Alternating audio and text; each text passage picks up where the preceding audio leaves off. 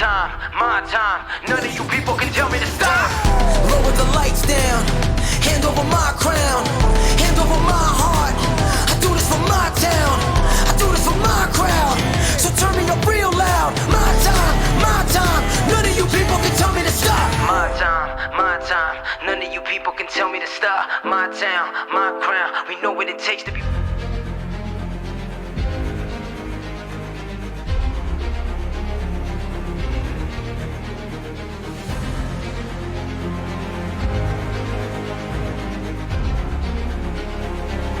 This is fantastic. This is GT racing right now. He's got traction, he's got everything outside of both of them. Maloney! Oh, he's taking Anderson. Anderson's up to him. Oh my God! Big crash. Oh my goodness, half the field's going to get rolled. Second very close. These guys I want to make their way through the field very quickly. Oh, there we go. Oh no! That's massive! This is it! This is over! I can't believe this! Oh my God! God, what?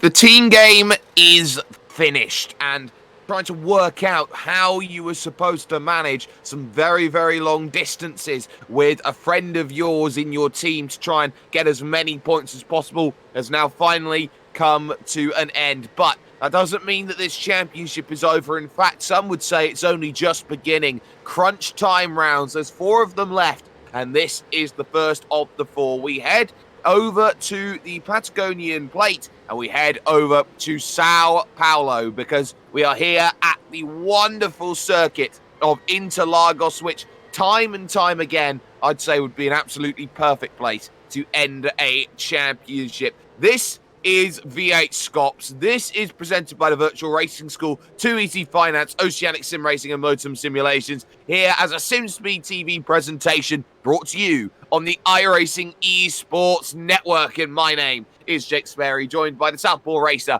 Reese Gardner, here as per usual for this one. And Reese, this is where you start putting the chips down on the table. This is where you have to really find some form and results, because Endurance Cup was all about a different philosophy of driving. We're back into sprint mode now. We're back into the only person who can bail yourself out is yourself. Exactly. There's no one to help you in the garage. Jump into the car when you're all tired and just wanting a break. We got a 250-kilometer race coming up in Split 1, but of course we've got Split 2 action at the moment. 22-lap race coming up for those guys. I'm looking forward to this. Interlagos has always been a circuit that produces fantastic racing in these cars, and last year it was certainly the site of some fantastic charges throughout the field with the reverse grid format. That's not happening this year, but with 2 pit stops on the line in Split 1, it's going to be interesting in the strategy stakes as well.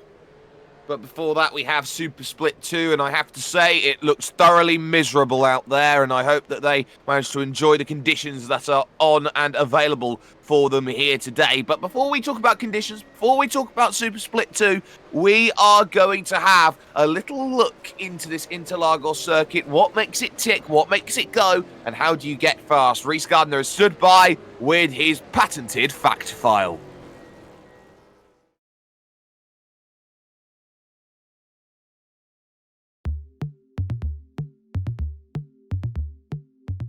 Brazil, a country with a rich history and sporting culture and one of the greatest contributors to motorsport legend. Fitting then that its premier circuit in Sao Paulo is considered one of the world's greatest challenges.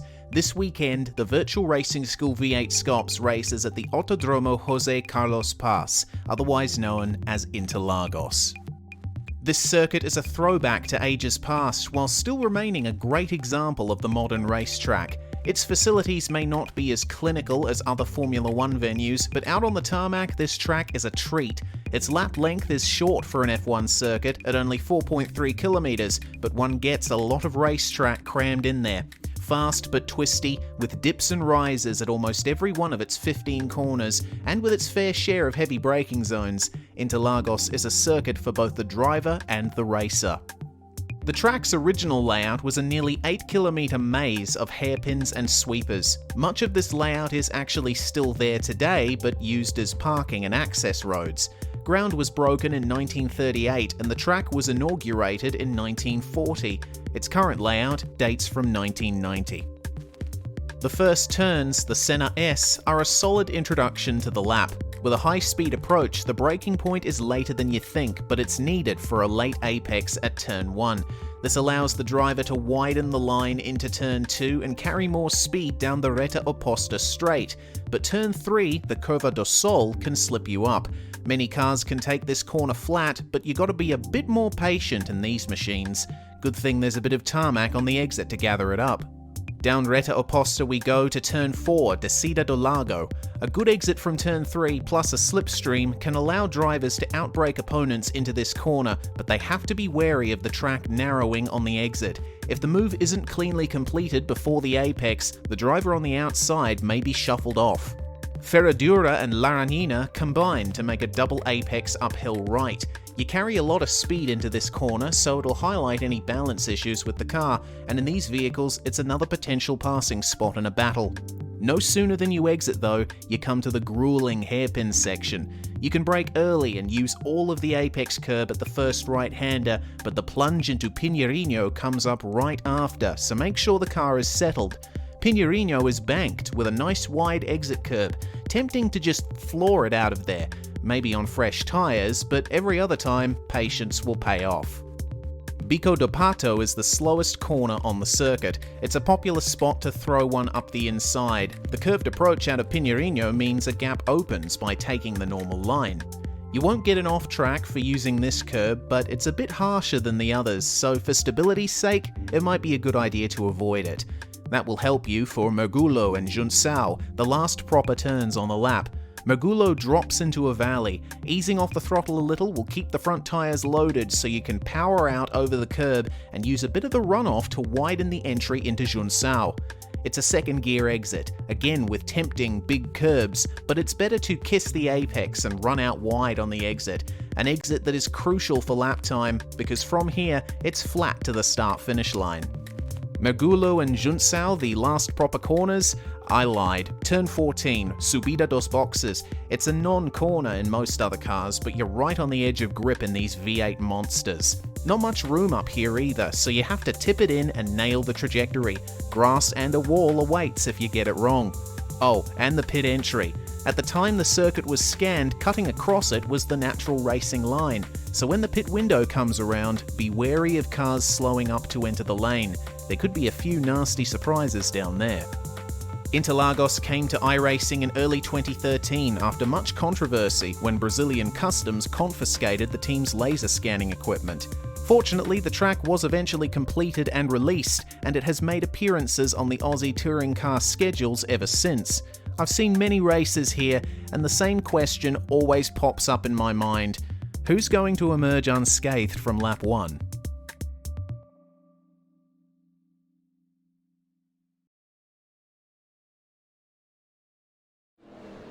Well, that's what happens when you go around this Interlagos circuit, how difficult it can very much be. We are about 6 minutes away from the start of racing action in Super Split 2, and everything is poised for trying to get one result on the table. That result is getting at first place. That result of getting first place means a ticket to the main event and the longest night in SCOPS. That being a case of trying to get around on track and having another go out there at racing to score more points. Reese, this is very important for drivers who are looking at themselves in Super Split 2. A couple drivers who would feel like they shouldn't be in this position, but a couple drivers who feel like they are. Of course, it's not a full Super Split 2 grid, so there will be drivers looking to try and take advantage of this and gain in the places where they wouldn't necessarily do otherwise. But when you've only got one place to fight for, this is a very, very big battle that these drivers are going to be having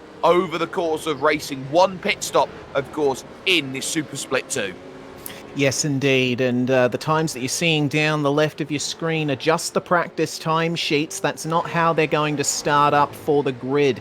The grid for Super Split 2, as always, set by the times these drivers set in pre-qualifying through the course of the week. So Hayden Veld doing very well, putting himself up the top of the practice timesheets, and as it turns out, he is going to be starting on pole for this. But the rest of the field, they're going to be a couple of positions different from what you see there. The drivers like Jamie McKnight, like Jacob Knight, Stephen Varga, Ruben Goodall as well, Cameron Dance too. Drivers that have been in and around the top of Super Split 2, the lower reaches of Split 1. They've got a lot to fight for here tonight. So you could also say for number 9 in this field, that of course being Ben Christensen, who I would say here is definitely out of position, has not liked pre-qualification over the course of the 18 hours worth of work that you could put into all of this, but ultimately it feels like it's going to be really, really difficult. Let's get a little look though at track conditions here today, because it's very, very awkward for a number of drivers here to try and work out what they are doing around this place here in practice. 18 degrees air temperature, 19 degrees track temperature, wind is 30 kilometers an hour. Because it's practice, the race distance is 1 billion miles and 1 billion kilometers and 1 billion laps that you can get out of things at this stage. But because it's very, very cloudy here today, that's going to make everything incredibly difficult. We've got 99% humidity at this track, and 99% humidity anywhere is really difficult. It's going to be like drinking soup for a lot of these drivers today. Yeah, and I don't know how the engines are going to cope with all of this either. The air is going to be thick and soupy out there in urban Sao Paulo, and you see from these shots, you can barely see from one end of the track to the other, which you can in clear conditions. So the drivers in the cockpit, the markers are going to be a little bit different. You might be distracted a bit by the fog, but you still got to try and pick your braking markers. And you've also got to think about how the tires are going to work in conditions like this. The air temperature and track temperature nice and low, so we shouldn't see huge amounts of tire wear, but there's still a lot to play with on a foggy circuit. Would you say, in terms of this, that probably next to no driver has practiced these conditions? I'd say so. These kinds of conditions are ones that you don't usually see generated, and the pre-qualifying obviously had its own set of weather conditions, so it is a bit new for a few of the drivers out there, but they've been racing for a long time of a lot of the drivers in this field, so they'll know their way around it. Well, they'll know a way around the track, but they'll be hoping to do so in the quickest possible time, as is always the case with racing. It's going to be a brilliant battleground that we see time and time again. We're looking at Jamie McKnight here in a United Sim Sports car, and this will be a really, really interesting process to try and see who is getting what and who feels they have what in terms of this pace and moving up through the field and getting that golden ticket, which everyone seems to be wanting time and time again. But there are no guarantees here in terms of this championship. And also we've got a couple of new drivers running into the fold here for this one. Number 35 we've seen knocking on the door in and around in a number of series with SimSpeed TV. Daniel Hetterscheid looking to try and make a first real jump in the Hetterscheid Motorsports outfit, moving away from 111. And well, if he's fully floored on the side and the front of the car, well, he's got to be fully floored in terms of getting up places. Yeah, Hayden Veld was fully floored on the exit of the hairpin there, a little bit too floored. But Daniel Hetterscheid, have noticed he's got some good pace under his belt in these Australian touring cars. I remember the Aussie car V8 series that ran a short while ago. He won both races of that here at Interlagos, so knows his way around these cars. But in the lower reaches of the top 10 on practice time, there's definitely potential there for him to get into the top 5, maybe even a podium, because those times are pretty close, if they're anything to go by. Potential is just that. It's all down to the drivers to try and realise what the potential is over the course of racing. Practice then is going to be coming over to a close. A 22-lap race will follow to decide who does make it then to the very, very top, who does have what it takes get themselves up into the highest echelon of league racing in iRacing. Who has what it takes to put themselves into the best series in the world when it comes to Australian touring cars. And this is how the grid lines up then for Super Split 2. 3 minutes to get themselves up onto the starting grid, as is customary for this season. And Hayden Veld in the KRF Eye Candy car starts on pole position with Ben Christensen for ANZ Motorsports alongside its 2 HJR cars, 1 and 2. Christian Smart starts third for Synergy Sim Racing with Kobe Jones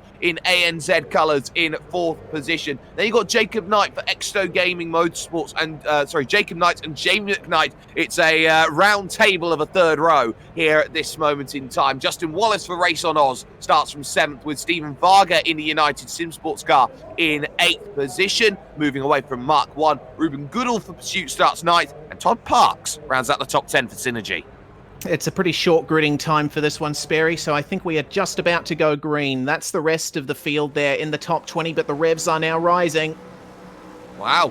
Immediately already, I was surprised about that, and there's the green flag and go. So we are getting a little caught out then as they get themselves away. We thought we had a little bit longer. Christensen's got an okay start there on the inside, but Veld on the outside then having a good run. They can see them all look to funnel through, cross themselves over a little bit. Christensen's got the lead, but now immediately everyone's starting to funnel on through here, battling on for 3rd position right now as they go on through. As there's the lights then of the United Sim Sports car trying to get into things right now. Jamie McKnight's there, 3 wide. They're trying to think into turn number 4, and this is being held very, and there's contact there with Jones, and through will go McKnight, and through will go Justin Wallace. Through will go just about no one else, though. There's been a big spinner in the back. Cameron Dance is around. Tyler Blackburn was involved in it as well. It's blocked the last half of the field just coming out of turn 5, so that's a big drama for many people further down in the field. Chris Coxhead among the drivers with damage. Oh, and that's a horrible, horrible incident then to the mid to back. We'll catch it after the end of lap number 1 here, but there is Hayden Veld looking to catch Ben Christensen and try and put some pressure down early here. 1 position only needed, 1 golden ticket. There is the pack chasing at the moment. We look at Stephen Varga in 7th position, has gained a couple places then off of the start and is doing very well. Talk about gainers off the start. Henry King's up to 12th. Excellent job from Henry King, but Kobe Jones was one of the drivers involved in that incident, and he is pretty far back now in the field. He wants to try and get going again. Still running in 5th, though, despite the tag at the turn 5 sequence. Ben Christensen still holds on to the lead meanwhile. It looks like it's a bit of a 2-horse race out the front, and they might go for a move at turn 4, but the pack behind is just as intense. We get a quick modem simulation replay of that incident coming into turn 4, a replay of the start.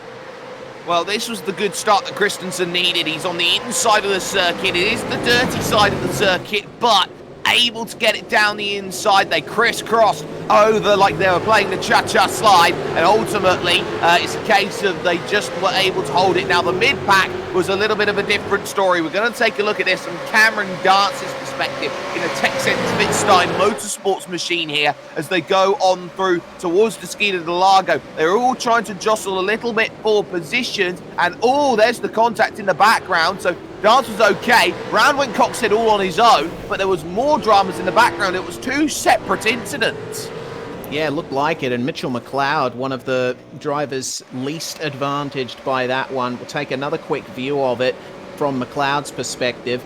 It was all started by, there we go, that's what started it. It was contact with Stadler there that started all of that, and McLeod, he tried avoiding action, but spun over the curb. There's just so many different incidents going on at the same time there, difficult to pick apart. It was very much a bubble into a bubble into a bubble of incidents right now out on track. Bus lap of the day set by Jamie McKnight then, 132.882. He's trying to chase down the pack in front. He is 1 second behind at this moment in time in the 3rd position in the 027 United Sim Sports entry here, trying to make things happen at this stage. Here is Hayden Veld, the pole sitter in the KRF Eye Candy car, on the brakes into the left, staring at the Ultra Tune on the wing, the Pixelsaurus there in the middle, the SimSpeed logo underneath, and trying to find a little bit of speed to get on by so he can be the eye candy at the front of the field. At the moment, it's a case of just playing that simple waiting game here. Of course, that one pit stop's going to come into play in the not too distant future, and knowing that you're battling early only disadvantages you in these stages. You want to make sure it's between you and your teammates fighting for one place, not necessarily you, your teammates, and that one driver from that one team you really don't want to be in there. Yeah, of course.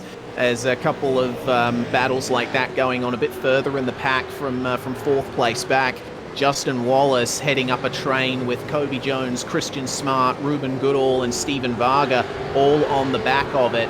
And they're keeping each other really good company, seeing a good exit from Christian Smart, and this might translate into a move on Kobe Jones into turn one. Oh, Subida dos Boxes, such a difficult corner in these cars, very narrow line, but it looks like Mr. Smart has managed to edge out Mr. Jones into the braking zone. We'll see if he holds on around the outside. Does Kobe? No, it's not going to happen. Christian Smart slips on through. Jones tries sticking it up the inside into turn two, but the move is done. It was bold, it was brave, and well done, Christian Smart, for getting it done.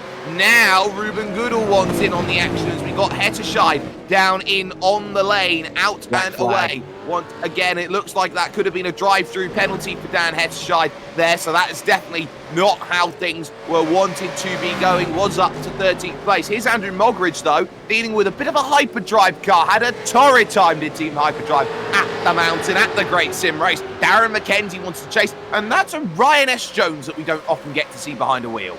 Yeah, certainly. Ryan typically does commentary for Sim Speed on NIS and on the Majors series with me, hard and fast, and on Wednesdays as well. But he's decided to have a lob at Scops today, and doing very well up there in the lower reaches of that top 20, keeping it on the track. Meanwhile, Hayden Veld still pressuring Mr. Christensen up at the front here. And this exit from Junsao is what defines the lap for a lot of these drivers. It's completely flat out from here to the braking zone to turn one. So you mess up the exit to Junsao, then you can let your opponent have a look in, but it doesn't look like Veld is close enough this time. No, Hayden Veld's looking to try and get as close as possible here to make a move, but again, not quite there as the 53 against the 9 on the brakes into the Senna S, which opens out this circuit, and then you attack through the Curva de Sol, the third corner out on track, and it's all about getting a run through here to make it all happen. There is Tyler Justin Wallace, in fourth place, and the train is starting to build up behind him here. It goes all the way back to 8th place and Stephen Varga, so now everybody is pretty much running in a line right now, and you start wondering when you get into lines like this, at what point you decide to get yourself through. A little bit of scraping and damage there on the side for Kobe Jones. That will be slowing him down a little bit and bringing him into the clutches of Ruben Goodall up the inside at Ferradura. Well, someone needs some brush-up painting, don't they, as they go on through. Inside line again here at the next corner. The Laranjina comes up, and this fantastic left, and Jones is fighting this one pretty much tooth and then some as well, but at the Beacon of Pato, he's forced him off. Yeah, that was a bit of contact between the two of them. They kind of merged into the one line on the exit, so that's a position lost for Ruben Goodall now, and he's already on the blower to race control to see what they think of that. But now Jones under big pressure from Stephen Varga. We'll see what Rob Harris can do in the midst of this situation as well. Mr. Rob J. Harris probably streaming on Twitch right now and getting a good exit versus Todd Parks.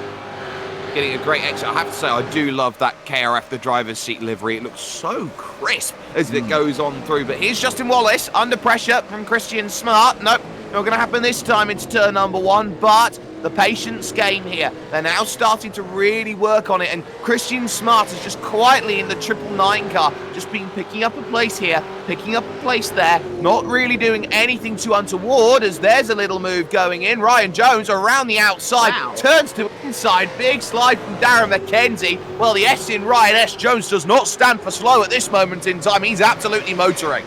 Yeah, great move there. We only caught the end of it, but I'm sure it was a fantastic move around the outside of turn one to gain those two positions.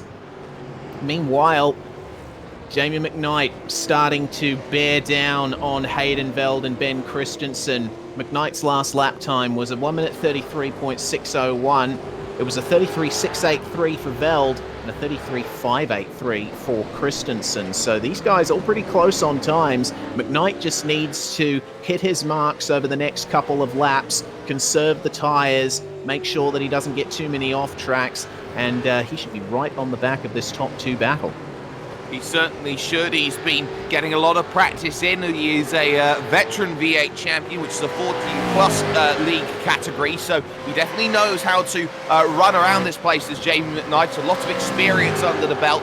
But here is Wallace, here is Smart, and Smart's got a really good run on the race on Oscar. Has to go to the other side of the Harvey Bay Autoglass sponsored car, trying to get on the brakes into turn number 1. And again, it's a case where Christian Smart can't pick the pocket. He's trying to open up this turn 2 so he gets the best run possible through turn number 3. They fight behind as well. Goodall there, I think, has just made a mistake.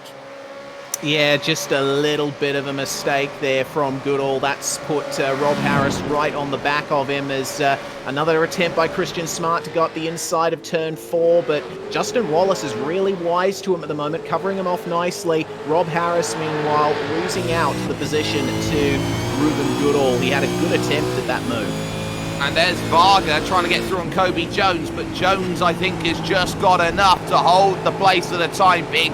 Oh, isn't he being resolute and effectively just holding everybody in the train up at the moment? Here is Kobe. This is going to be some tough battling here to try and deal with, going down the hill and back up it again here in terms of the run to the Bico de Pato, and it's not going to be close enough yet for another one of the new recruits at the Ezy Finance United Sim Sports team. Nothing doing for the time being as they go down the hill once more. Lap 7 and 22 going to be put in the books. They're going to go on to lap number 8. And talk about drives we haven't really talked about. 10th and 11th, they're looking good as Mackenzie and Mogridge now starts to fight for 15th and 16th. Haven't talked about these two drivers much. Todd Parks and Sebastian Flock having pretty good runs and things as well. 10th and 11th, and Mez in 12th. Yes, indeed.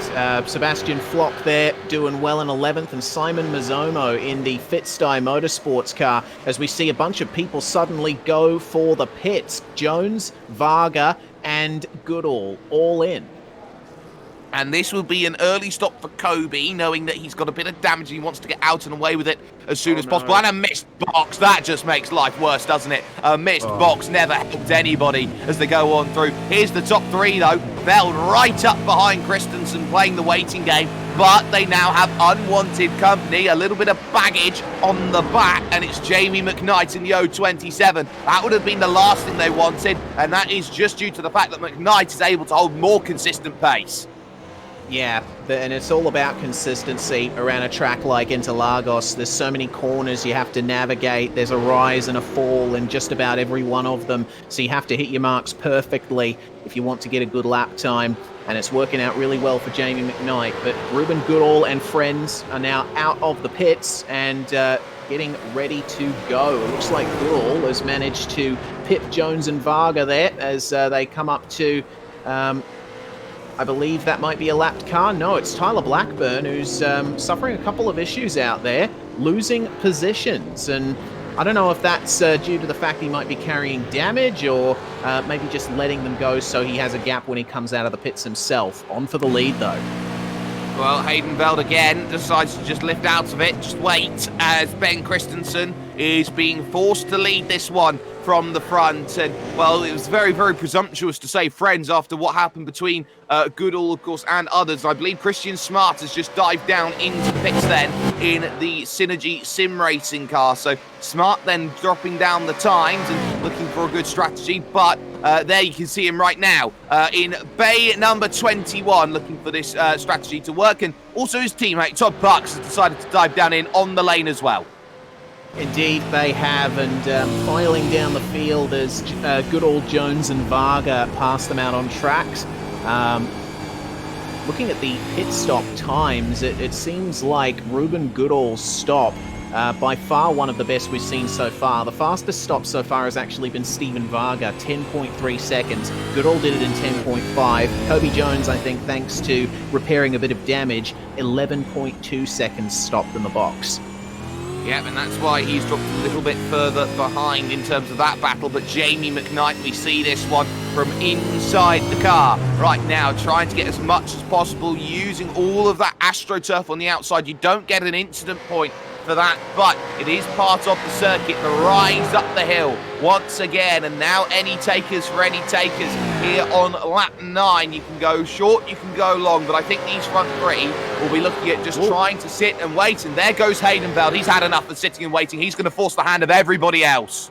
Yeah, well, it looked like Ben Christensen had gotten a bit of a gap on him down the straight, and Veld at that point realised, there's not much chance. I'm going to keep harassing him. Might as well jump in, get some fresh tyres, and see what happens. Undercut him. In front of Mitchell McLeod, we have more drivers coming in, and that's going to be the way of things for Sebastian Flock, I think. Certainly looks that way. So into the pits, Andrew Mogridge comes in. There is Sebastian Flock in the Gone Rogue Motorsports car. Ruben Goodall sets the fastest lap of the race at 1:32.880. There's another thing they have to be concerned about, and that is if that undercut is really paying dividends here from those in the Goodall pack. Of course, they pitted quite early here in this race. Christensen's doing 33.8. By comparison, that is a second a lap slower than Ruben Goodall and co. So that's going to be not long you have to stay out then before you could be falling back into their clutches. Yeah, you can't afford to stay out too long in a situation like this, and we're about to come up to half race distance as well, so that would be an opportunity for those drivers up front to come in. Veld has managed to come out just ahead of Harold Stadler here, and that's down around the 12th position area, 10th position, or thereabouts, and we'll see what kind of times he sets coming out of the pits, because Christensen and McKnight have both decided to dive in. Well, they had no choice. They have to cover Hayden Veld. They're racing for the win, and they are racing for that one golden ticket. So Justin Wallace will inherit the race lead then in the machine right now that he is piloting at this moment in time. But now here is Hayden Veld. We see going through the final couple of corners and needs a good run here onto the straight. Grant Keynes goes by at this stage. Ryan Jones stays out, as does Mitch McLeod in the talking car. But now here's Veld. Oh, big opposite lock on the brakes. He is pushing. There is Christensen. That's what he's racing against. He needs a good run here through turn 3, but I think Christensen's going to try and push his way up to speed. Hayden Veld's going to get a great run here, but it's not going to be enough to get by. Christensen has well defended that position.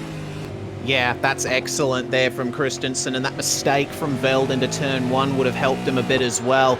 So that's the gap then. The top 3 stay the way they were before they came into the pits.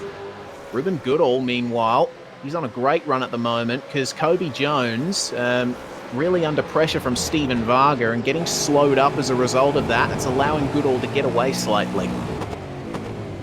Well, you can see on the brakes through the right, which leads down to this long left-hander, which makes every second just a painstaking chore to try and get the power back on again. And then the brakes for the Beacon of Pato, where we have seen moves done in the past at that corner. Jones is playing the game which many drivers do not like, and that is Schrodinger's overtake. He must attack and defend at the same time here, Reese.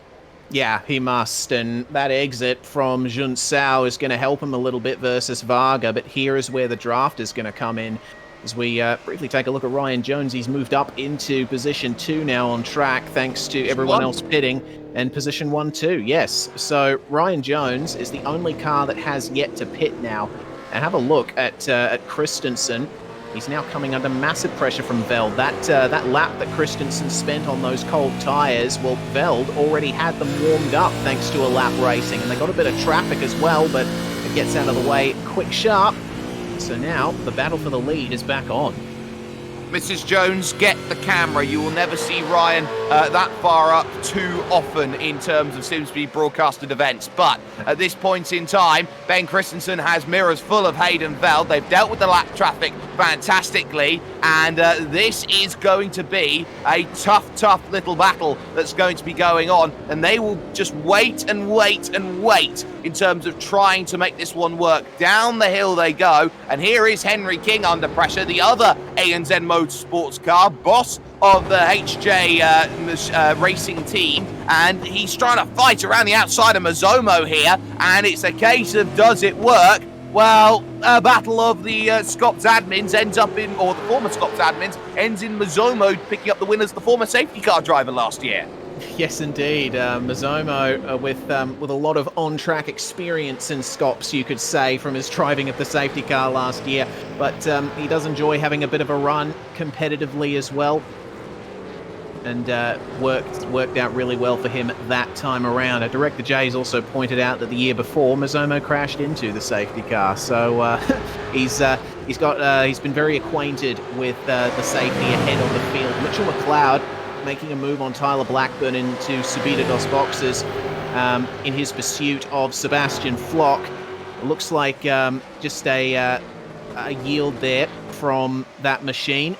Bit of damage being carried by the 537, but McLeod doing very well at the moment to advance up from his lap 1 spin. You know what they say, you hit the safety car, you become the safety car. That's sort of what happens here in SCOPS. But ultimately here, that is Rob Harris up through into 14th position, chasing down Mitch McLeod for 13th. Tyler Blackburn just playing the patience game, I think, around this circuit. Here's the battle a little bit further forward between Goodall, Jones and Varga as they go on the brakes down the hill once again. And it seems like Ruben Goodall and Kobe Jones, they cannot separate themselves at this moment in time. And car down in the lane. That is a very battered and bruised Cameron Dance. Yeah, and he's off the jacks now, but probably a lot more damage to be repaired for that thing. Cameron Dance did not have a great lap 1. He was involved in the incident down at turn 4, so he's already been carrying damage for some time, but something else has happened to him out on track, and that means that he may just take no further part in this race. At the very least, he's going to be finishing way down. Ryan Jones has come into the pits meanwhile, so that releases our 3 leaders here on screen into the positions they were before. So the battle can properly resume now. Lap 14 of 22. Let's see what Christensen can do. And what's really, really key here in terms of this battle is that Christensen did not need to get by Ryan Jones on track, which would have made life doubly difficult for him in terms of this one. But Hayden Veld has just been managing this race from second. There is Henry King looking at trying to defend from Sebastian Flock, and well, Seb Flock is going to try and herd away to get around Henry King, but he's not finding any of that at this moment in time as they head on the Reto Aposta all the way to turn number 4. He looks for the brakes and does not find it. He did find a bit of locking up, though, which kicked up a bit of smoke, but that battle continues, and if there's a problem for anyone in front of them, it's going to become a battle for the top 10. There goes Flock up the inside into Ferradura, and it looked like that was a pretty easy move done, but Henry King is going to come back at him with the under. Goodness me, using all of the curb and then some, but I think Flock is going to have the advantage coming into Pinheirino. Once you're on the outside turning in there's not much you can do aside from mess up your throttle application and continue going side by side, apparently. There goes King through into position again. Oh, it's not guaranteed. Makulo down the hill, and that is Flock trying everything to hold station and gain the place, but Henry King around the outside again. He'll have to look and be careful here. A few technical issues then going on for Sebastian Flock, but ultimately Henry's just got it done. My goodness, only took him the better part of a whole lap to do. So now he is through. He can focus on the clear track ahead of him. There's no clear track ahead for Hayden Veld, though. He's got a Ben Christensen still in the way. But Christensen, you notice, turning in a little bit later for turn 4. That can help his tyre life somewhat. The battle behind them as well for P5 back. Goodall versus Jones. This is massive at the moment. Stephen Varga still sitting behind them. But for Kobe Jones, you get the feeling it's only a matter of time. He's really harassing the back of Goodall. He certainly is, and this is going to be a key little fight. Goodall is defending here into the right, which now leads through the Pinheirino here, this long left-hander, and now you start to wonder here, is this a case of consolidating position. They are about a couple of seconds close, but look at Hayden Veld for the race lead at this moment in time. It looked close for a moment, but ultimately it does just open out a little bit then on our timing and scoring. So Christensen here's got to be a little bit careful. They're starting to close in up on each other, and look who's been playing the patience game just behind. It's Jamie McKnight in the 027. Yes, indeed, and this will probably work out really well for him if Christensen and Veld come together. There's no chance of that happening down at turn 1, still line astern. It's a real patience game because, as we've seen with the battling just before, you're in a battle situation, you can have a chance to fight back at just about every corner. So if you want to make a move, you have to time it right. You've got to do it down at turn 1 or down here at turn 4 if you want it to stick. I also saw something happen in a GT race once upon a time around this place on the last lap, where two teammates decided they, in order to keep another driver behind, they'd go side by side for the entire lap so there wouldn't be a space. So that's another strategy that could be implemented, but doubt we'll see that today. Here's Mitch McLeod, and is being chased down at this stage here by Sepp Block. In fact, he's got through on both of them, so Mitch is flying. Yeah, he is, and up into the top 10 for his troubles. Oh, okay. That, I just missed that. Whatever that was. We'll get a modem simulation replay and refresh all of our memories. It was Henry King that we were riding on board with, and looks like something happened to... Oh, wow. I think he might have locked up there, all the way on the lock stops, and good recovery, I have to say. It's not easy to recover a slide in one of these things. Well, he drives a Pro 2 truck pretty much everywhere when he's got his spare time, so he knows all about drifting, does Henry King, so he's done well to save the car in that scenario. But that does put him back with Rob Harris and Dan Hetterscheid and all of those drivers, so that will be a little bit concerning. This is Kobe Jones trying to get the run here in the ANZ number 2 here, looking to try and get as close as possible to making this one stick on the inside of Ruben Goodall, and he's got a little bit narrow there on the inside. Wasn't sure he was going to have enough room there, so ultimately has to back out of it, and now it's advantage 868 Stephen Varga. Indeed it is. We'll see what happens down at turn 4. He smells blood, does Stephen, down the straight, and looks like Kobe Jones has managed to cover him just for the time being, but that's given Ruben Goodall some breathing room, and with not many laps to go in the race, that's crucial. Kobe Jones won't be able to make up that gap unless Goodall makes a mistake.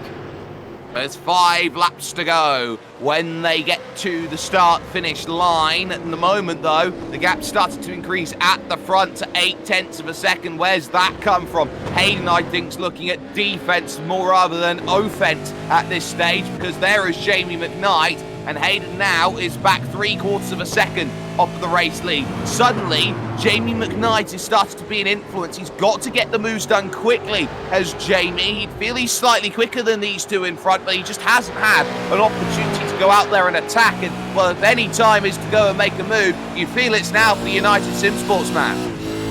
Yeah, you would. The problem with Veld is he was a bit aggressive on throttle application through some of the slower corners. I was watching the battle, and that's how he's lost out to Ben Christensen. So McKnight, with a little bit of a look into turn 1, still not quite close enough to make the move, but he will know that Veld's tyres are a lap older than his, and there'll be a bit less left in them. So McKnight, crucially, has a bit more up his sleeve.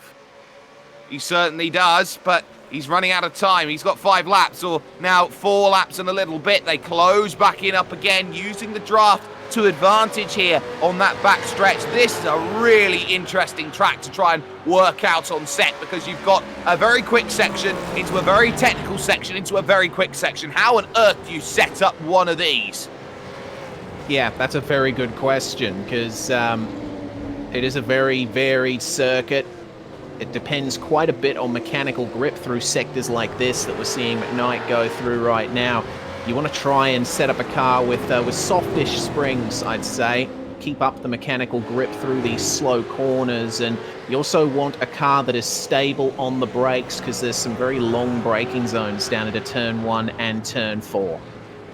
There are. So you really need to make sure that everything is working in the car. Up the hill through Junsao, the junction corner, and this is a good run from Hayden Veld here on this lap. He's starting to claw the gap back down again, and I wonder at what point you start to get aggressive. Do you start attacking here? Do you start making lunges for the inside? Hayden's going to have to try and look to the inside if he wants it, but he doesn't just yet. So he's, again, plays that patience card, decides, you know what? I'm right there. I can make the move whenever I want to. This is a case, Ben, of you have to keep looking in your rearview mirror, hoping that the day does not come where I get the move down the inside. Look at Christensen using all the curb and then some. He's got to be careful about using too much. Yeah, but the track is very forgiving there on the exit of turn 3. Also noticing that Veld, once again, on the throttle application out of turn 2, he had a bit of oversteer. So that rear end dancing around a bit too much for Hayden Veld's liking. Christensen's strength here is on corner exits. It certainly is, and we are seeing that in full force at the moment. Battle also going on for 8th and 9th position. It's 1.2 seconds the margin if we can flick on back. This is Tom Parks versus Simon Mazomo, and Mez is having a great run today in the TechSense Fitstyle Motorsports machine. Tom Parks, a good run of his own, little bit committed, going up through the horseshoe corner, Ferradura, and ultimately everywhere he's trying to gather it back up in the 040. Yeah, he is, but Mazomo with the pace advantage. He was 0.3 quicker than Todd Parks on the last lap. Have a look at that. Henry King with some more adventures now. He is side by side with Daniel Hederscheid, who's recovering from a penalty and having to go defensive now into this right-hand hairpin. Henry was the first car to pit, remember, so his tyres are beyond shot now. Absolutely they are, and nose to tail again they are with 3 to go into the opening section once again. Hayden Veld almost needs to be within 0.3 of a second through the junction corner to have any sort of realistic chance of sending one down the inside of Ben Christensen. So it's close here. You can see it again. Gap comes under 1/4 of a second, and on the brakes they go through the fog here in the early morning of Interlagos. Once more, not much. Dips a couple wheels off there at the turn 4-5 section. And now Hayden starts to think about the outside line. No, not going to be the easiest place to get it done at Ferradura. It's not a traditional overtaking opportunity. Not traditionally, but you can see drivers fire one up the inside into there. It's a narrow bit of the circuit, so you really need to plan the move out. So they got to navigate the hairpins once again, single file, and it looks like this is one of the places where Christensen really has the measure of Veld. But wait until they come down into Megulo and Junsao. Wide line from Christensen. He straightens out the exit as much as he possibly can, and that's going to make his exit from Junsao fantastic, I can imagine. A little bit of a twitch from Ben Christensen, but the second phase of the throttle application favors him. Oh, it's good. Oh yeah, this is going to be very good. They're closer than they've ever been, and Veld, I think, is going to be well and truly in the draft range now coming into turn 1. Oh, here we go. Hayden's got to think about it. Ben goes defensive then on the inside. The 53 trying to get the move done on the brakes. Christensen's better, but he's gone too deep. They touch each other then, nose to tail, as they go through side by side. In the door, and off goes Hayden. Around he goes. Christensen says no love lost, but just like that, Hayden Veld's shot of a golden ticket goes away. My goodness, that was almost like Max Verstappen and Esteban Ocon in 2019, 2 going into 2. It does not work in the first sector of this circuit, so our pole sitter Hayden Veld just battered out of the running here. Replay then of the move. Veld went for it around the outside, and he almost got it, but Christensen covered him off really nicely. Veld's thinking, okay, now I got to go for the over-under. Christensen is still there, though. Veld turns in. Christensen's on the curb. Well, 2 into 1 just does not go. And the stewards will also be having a little look at that incident. Maybe does Christensen get anything for that as he holds 0.8 of a second over Jamie McKnight. There is where Hayden Veld is now. He's in 7th position. That promotes Justin Wallace onto the podium. And now Ruben Goodall and Kobe Jones and Stephen Varga, they all fight for 4th, 5th and 6th. The sun comes out not tomorrow, but today at this stage with Mazomo and Parks. They've changed positions. Mez is up into 8th place in the 5-1-5, but there is one more lap to go here for Ben Christensen. He's got a gap of 7/10. Jamie McKnight needs the lap of his life, Reese, if he's to catch. Yeah, that he does. And the gap across the line is 0.6 of a second between the two of them. Into turn 1 then for the final time. Nice and smooth from Christensen. McKnight, oh, he is going to be raring to go for this position because he knows that Christensen might be carrying a little bit of damage, might be a little battered. Meanwhile, for 4th and 5th, Kobe Jones has the run on Ruben Goodall, and this is one of the best chances that Jones has had all race. Christensen and McKnight then into turn 4. What about Jones?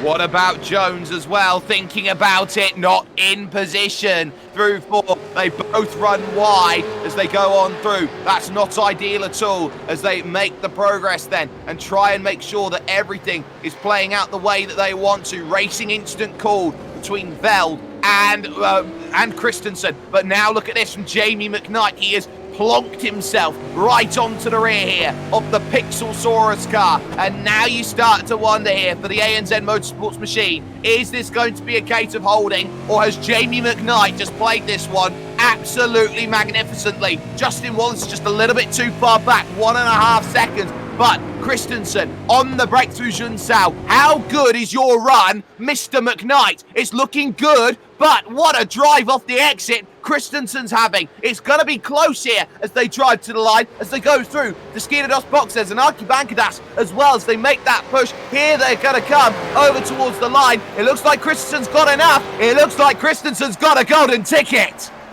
Excellent job from Ben Christensen there. Held off the attack from 2 drivers for the majority of that race. Well done to Jamie McKnight on securing 2nd as well. But I think Hayden Veld is going to be wanting a lot better from that one. Ruben Goodall ultimately winning the battle for 4th, with Jones finishing in front of Varga as we have more cars coming across the line.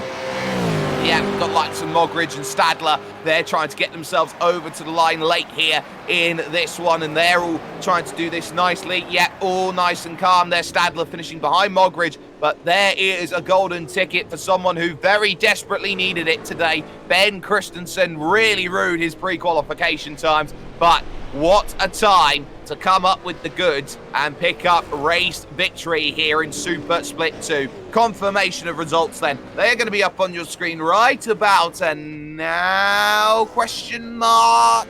Probably sometime soon. But it is Ben Christensen who picks up the race victory overall in this one. 22 laps worth of racing action, and did so with some brilliant action out there on track, with Jamie McKnight 2nd and Justin Wallace in 3rd position. Ruben Goodall will take 4th out of this one, with Kobe Jones in 5th place and Stephen Varga there in 6th position for the United Sim Sports team. Hayden Veld ceremoniously dumped out of the battle for the race lead in a racing incident there, which leads to 7th position overall, with Simon Mazzomo for TechSense Fitstye in 8th place. Mitchell McLeod, good run from the talking driver. He gets 9th place in the number 40 car, and Sebastian Flock for Gone Rogue has gone and rounded out the top 10.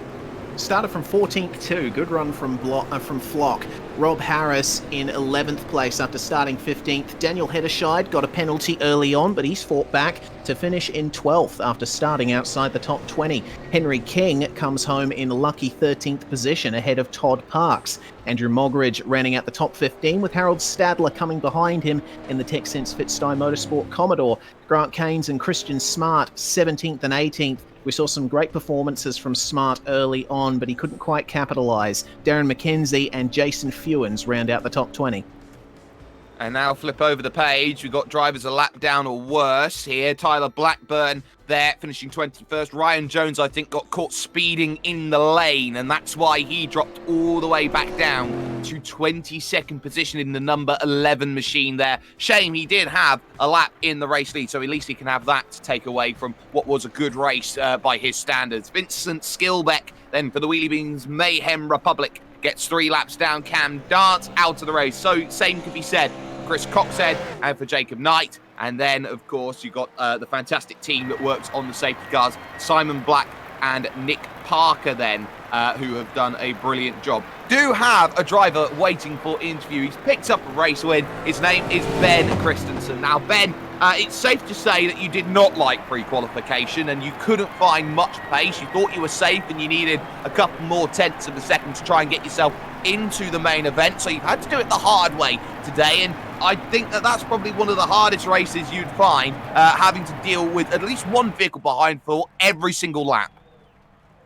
Yeah, it was. I was pretty lucky actually. The car, I've had a bit of a history of average launches lately. Got the launch, and the intention was lead from the front, hopefully, and do what we can. But having your teammate right behind you, pluses and minuses, I feel really, really bad for Hayden. I actually had a low fuel alarm go off and kind of freaked a bit, and we probably should have given each other a bit more room. So it's bit unfortunate, but yeah, it was certainly the hard way.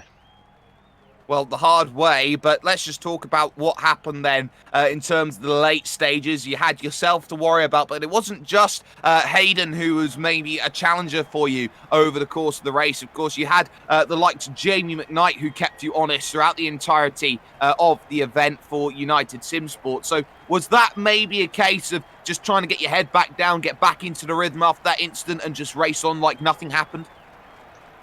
To be completely honest with you, I was watching the relative board for about half the race. I saw Jamie there. I made the call in Discord after about 5 laps. I said we need to try and drop him because, well, I mean, we all know Jamie's a hard racer. I didn't want him within a second and a half. I knew that was striking distance for him if he could smell blood. So yeah, after the incident, it certainly got the heart rate up a little bit, knowing that I didn't quite have the confidence in the car. It's probably not set up the best of the setup I used for the cold weather. So I was certainly monitoring that gap, and yeah, it was pretty relieving to get the power down well out of the last corner. Long night ahead of you then. You secure your golden ticket, you move over to the main event, and you get yourself a couple or a 2-stop race coming up in the not too distant future. So in terms of what this does for your championship, I know you're fighting it out, trying to get inside the top 25, top 20, top 15 if you're really lucky. Is this really the result that you not wanted but needed out of today to now give yourself that chance to score a lot more points than you would have done otherwise? Well, yeah, certainly. I mean, any time that there's more points on offer, it's always a good start. I just got to try and keep my head down, keep it clean, and get those points. Scrap for every point we can, and hopefully we can pull off a pretty good result at the end of the year. We've also been looking at the team's results as well, so we're keeping a close eye on all of that. So every point certainly counts. Every point matters, but before we let you go, Ben, you've got yourself an opportunity which you very seldom have. Shout out sponsors, anyone you'd like to thank. Massive thank you to Ultra Morayfield. They've supported us all year long. We've also got Jinx Shifters on board. Simon over there at Jinx has been helping us for about half the year, making very good product, helping us all out. And of course, Henry and Brett. Without those two, none of this would have been possible. Henry's always over the strategies, making sure, even when he's racing, making sure we make the right calls, and Brett makes some pretty killer setups for us to try and make sure we make it to the end in the best place possible. So yeah, thank you to those guys. Ben Christensen then picking up the race victory then over the course of this one. But we will be back in just a couple of moments' time, ladies and gentlemen, because your main event is coming up after this. It is going to be your fantastic racing action here in V8SCOPS. It's Split 1, and it is going to be absolutely furious. The field is rolling on the back straightaway. Get ready, this is going to be tight.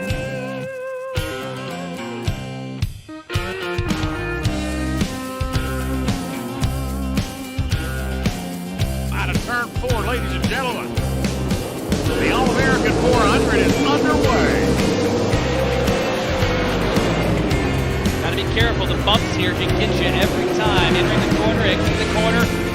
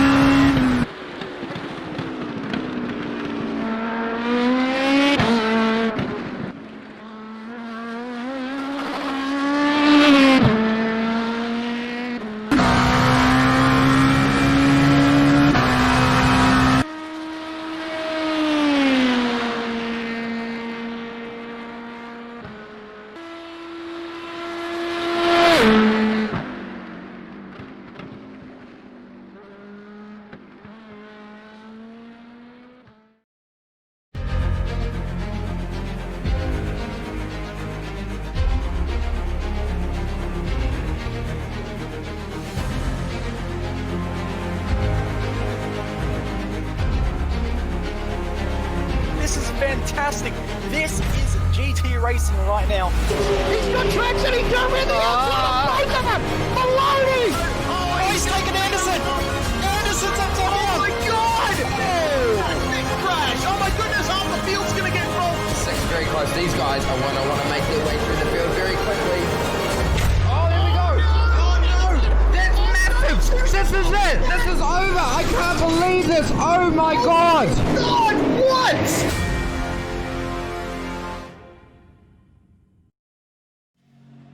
Welcome back, ladies and gentlemen, to this, your virtual racing school V8SCOPS 2020 season. It is the greatest place to race when it comes to Australian touring cars, and this all becomes a case of what can you do, what do you have, and how important has this season been. We've seen Super Split 2 action. We now move to the main event and some amazing racing that is going to be coming up for all of you. My name's Jake Sperry. That's Reese Gardner, the Southpaw Racer, alongside me as always here with a SimSpeed TV presentation on the iRacing Esports Network. If you haven't already, make sure you like, share, and subscribe. We've been a little bit lax with that as of recent. We need to get to 45,000 subscribers so we can hit 50,000 in the not-too-distant future. So, with that all in mind, it's now time to think about, okay, what's next? Endurance Cup's come and gone. And now I think it's about time we look at the standings, see how everybody has formulated and funneled out in terms of everything at this point in time here around what is a fantastic racing circuit here at Interlagos. And there you can see the difference maker here with all of the drop rounds put into play. 138 points for Madison down. And of course, missing the opening round of the season as well with those 138 points of a lead. That is pretty convincing at this moment in time, Reese.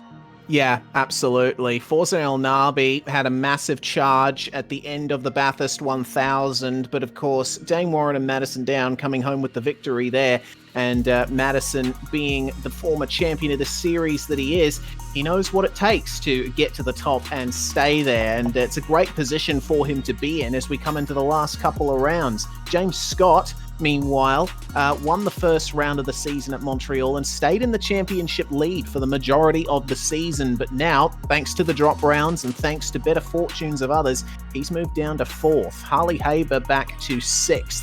So I reckon probably out of that top 5, Andrew Gilliam is one of the surprises for me. He's had a fantastic run this season, taking his debut victory at Mosport, and now in 3rd place in the championship. But he's got some pressure from James Scott.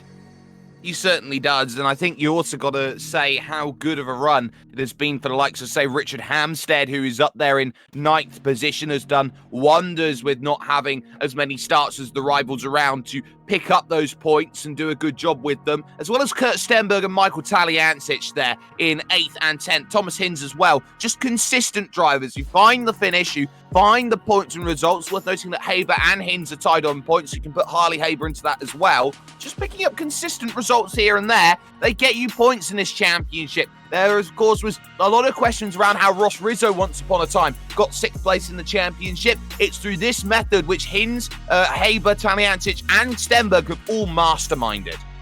Yeah, and that is staying out of trouble and making sure that you get the points home to the finish. You can always count on those guys to still be cruising around at the time the checkered flag falls, no matter what happens. So it's definitely paid off for them in terms of the points.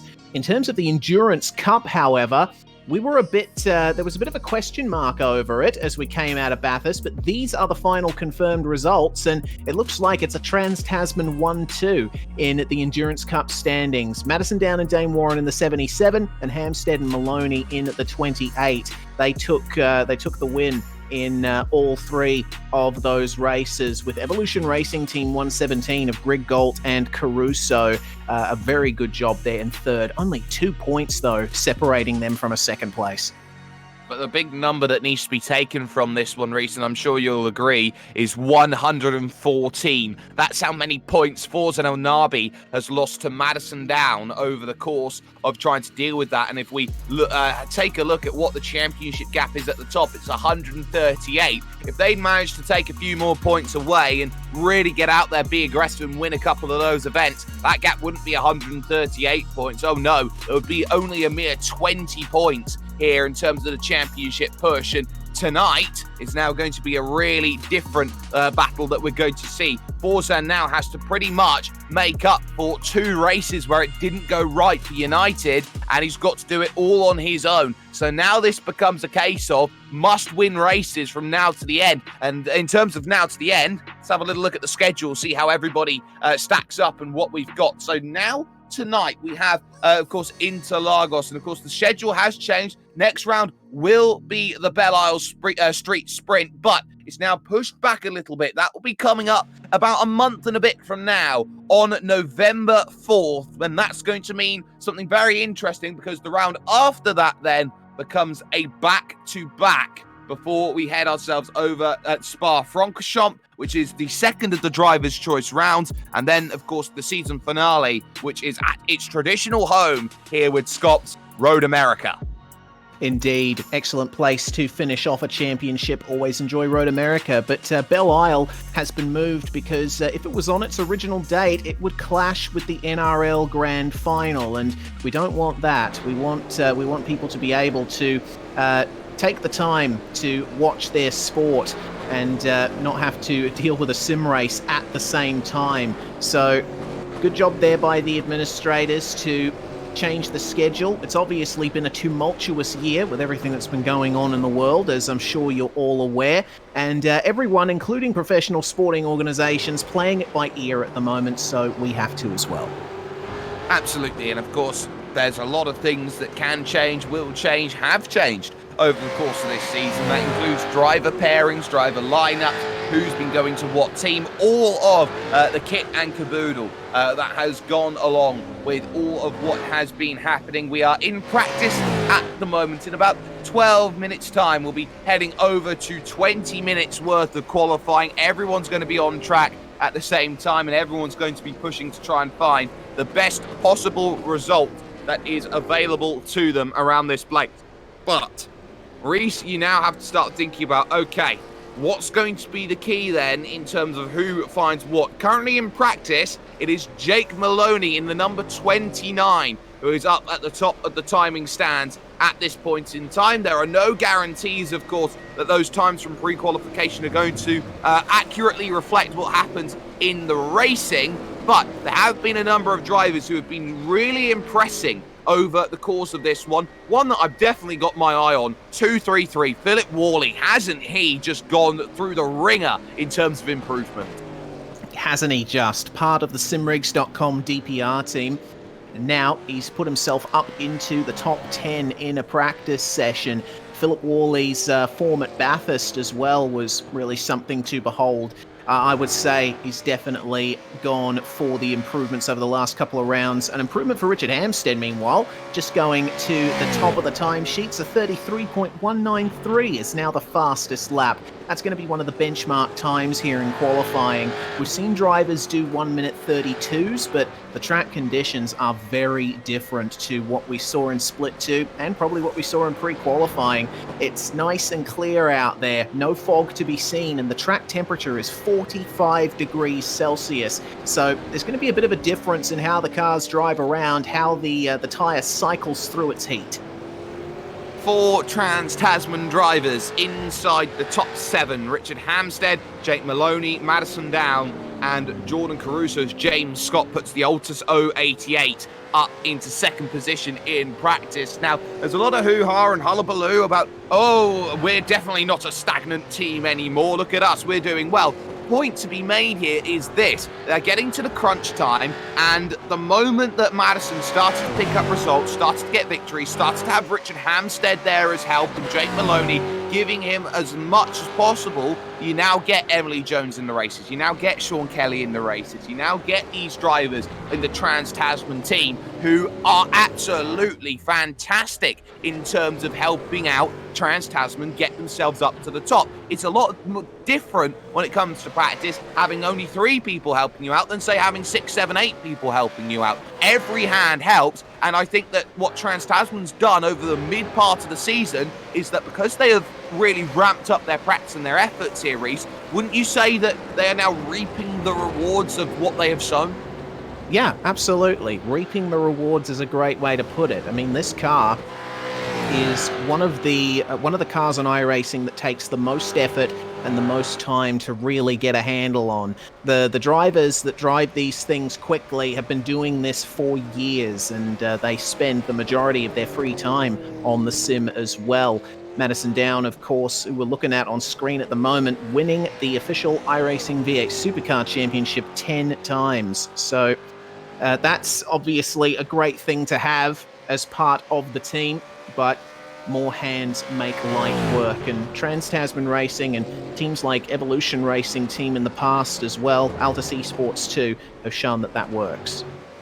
There you could just see there on the 77, a red banner across the top of the car. That indicates that he is the championship points leader. It's very much like the cap system that you find in the IPL cricket, where you've got the leading wicket taker has a hat, or maybe even the leading run scorer has a hat as well. For those who are maybe joining us at an unseemly time in the morning, cricket is one of those sports which is a little bit different, and it's effectively like baseball, but isn't. That's the best way to describe it. But at this moment in time, you start thinking about, okay, it's not just all about the championship when it comes to here. You've also got those other little battles, those other positions out there, as Forza El Nabi sets the fastest time in practice to say, beat me if you can. You've also got to think about the likes of, say, those who are a little bit further down, who will be looking for time here and time there, especially in that mid to late pack. I know that number 4 has just gone and moved teams. I got a message at about 2 o'clock in the morning about that from Clint Shane Smith. So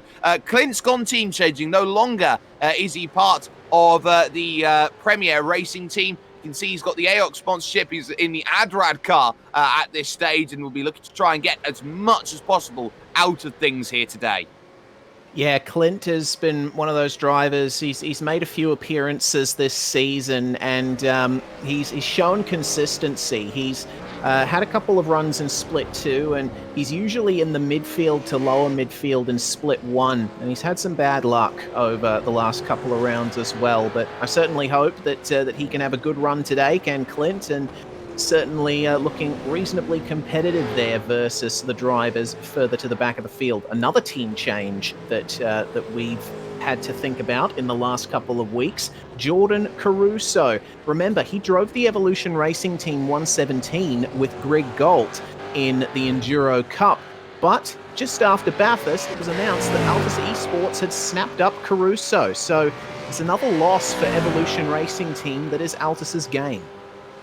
Isn't that the go-to now, though, for Altus? If they're in doubt, or if they're maybe struggling a little bit, they go to the Evolution Racing Team well, and they pick up a driver. They did that with James Scott, they did that with Cooper Webster, and now they've done that with Jordan Caruso. Of course, it's great for the team dynamic, having someone you know very well, but at this point, there's hardly anybody left at Evolution Racing Team that you can really poach, except maybe Ethan Greg Galt, but I think that he's got real-world commitments that take him away from the sim ring.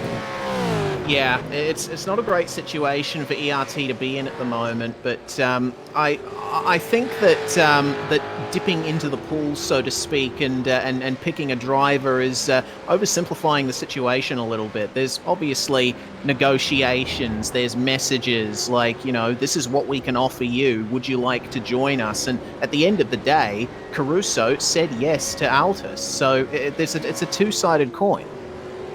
Absolutely, and of course, I'm not saying that they shouldn't go and sign drivers. It's more of the point here, Reese, that we talk about that it's 3 drivers in a row, almost it seems, that have gone from Evolution Racing Team over to Alters. My question now is, what is going on with the Evolution Racing Team, and why all of these drivers are suddenly jumping off the ship and moving over? Of course, they've lost Scott Gamble through retirement. Brenton O'Brien's retired as well from the sim as well. So in terms of their team, where they started the year having a really, really strong division, looking like they could be challengers, now I'm just trying to scour my way through this list here of all the drivers that are here today.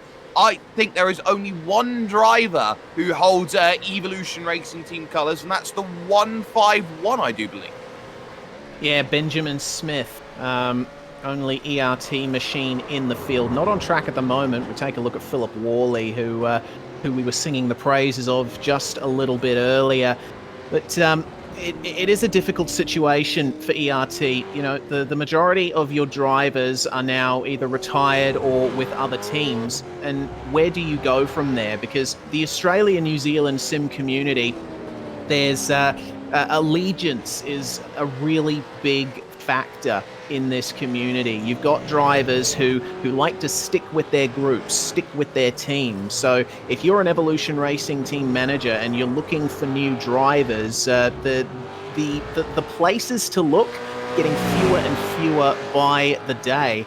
But Evolution Racing Team, generally, they like to go for young drivers. They like to go for that young talent, drivers in their teens who show a great bit of pace, pick them up, develop them. We'll see if that's in their plans for the next few months to next year. We certainly will see that at the moment, as there are the times on the left-hand side. Madison Down has now gone to the top of the times. El Nabi second, Gilliam third. Hang on a minute, this looks a little bit like the championship standings at this moment in time. But everybody's been searching for pace, everyone's been searching for time, and one thing that we have been noting as well is, well, in terms of the who's moved who and who's moved where, it's all about trying to find also someone who does very well in terms of pace. And the two that I'm looking at now are now 8th and 11th. Damien Johnstone, Jack Boyd, gone rogue to Synergy. Christian Smart has joined along with them as well as a bit of a development.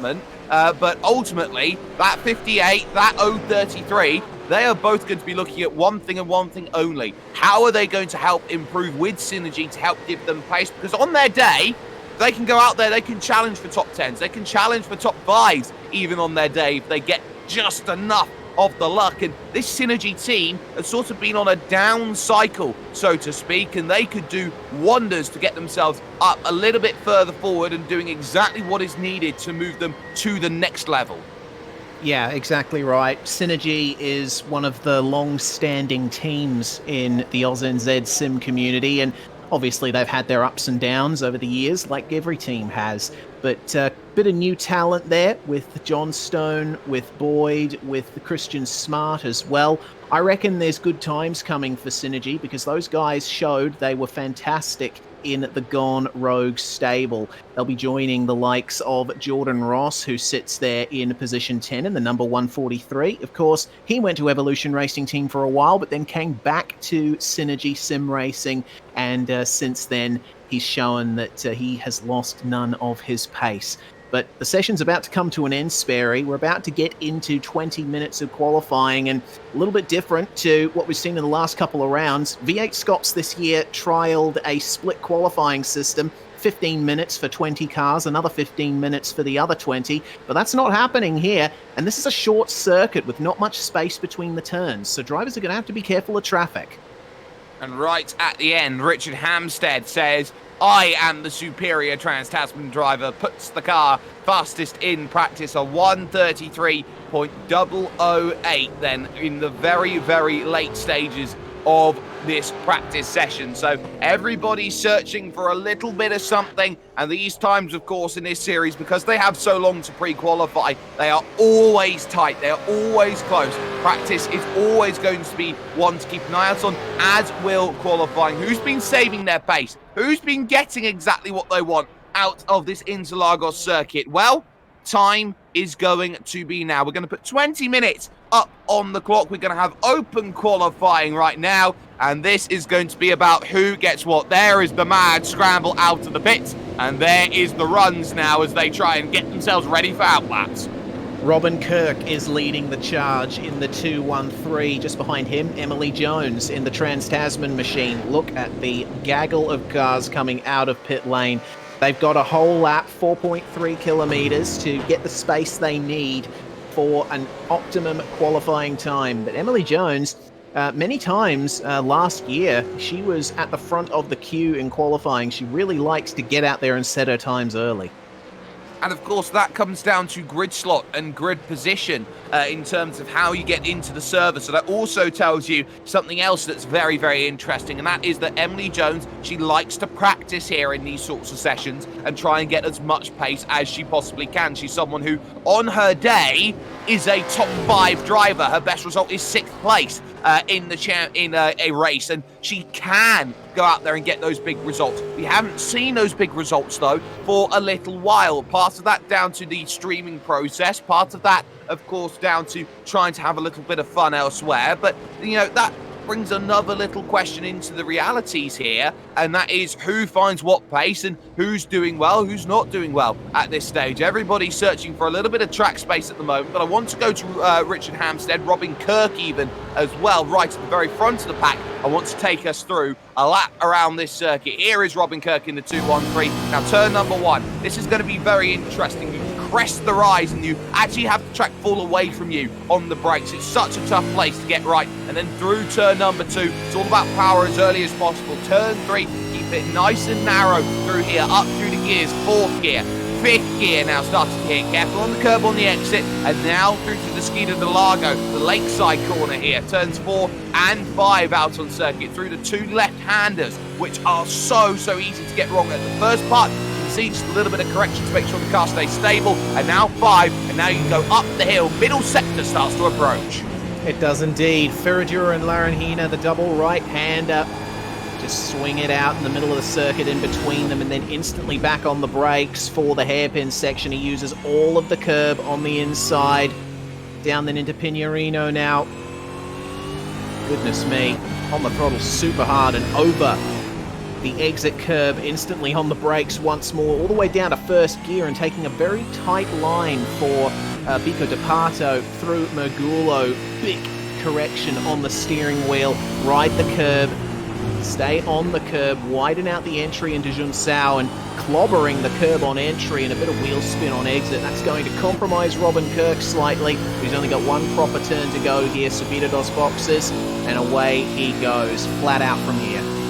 And remember, the track's at 43 degrees. These are going to be 1 laps you'd feel on the set of tyres. You've got to be good quickly. There's the lap, and that's a 33.4 from Robin Kirk. The first real representative then over the line. Richard Hampstead, keep an eye on these times. Maloney to a 33 flat. Hampstead over the line, 32.8 to the top of the times. There, what a time from Richard Hampstead, but Madison goes quicker. 32.818 takes pole position away.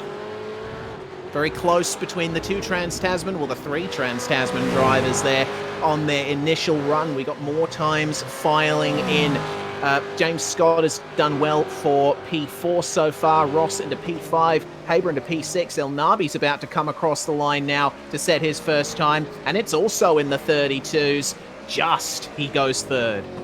But instantly picked by Andrew Gilliam. Gilliam just behind, picks up then that 3rd position, and he's got himself quite nicely in there. Caruso has not set a flying lap as of yet, so we'll be searching for it. This is going to be a little bit awkward here to try and find some laps. Michael Taliancic searching for things. You've got Jordan Ross now into 7th position. Griffin Gardner and David Sanford 8th and 9th. Where's that pace come from? You what? That is quite the interesting question. Gardner and Sanford both there, and Michael Taliancic running a 33.6 to put himself into 23rd position. But Griffin Gardner and David Sanford have come right out of the box here with top 10 worthy times. That's interesting.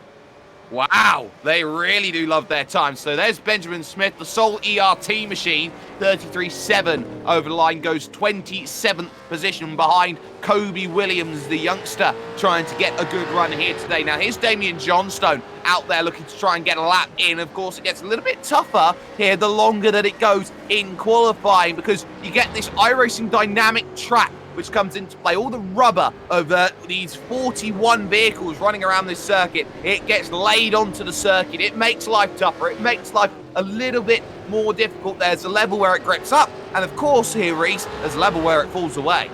Yeah, and that's due to the ultraviolet light hitting the racing surface and heating up the rubber so it gets all slick.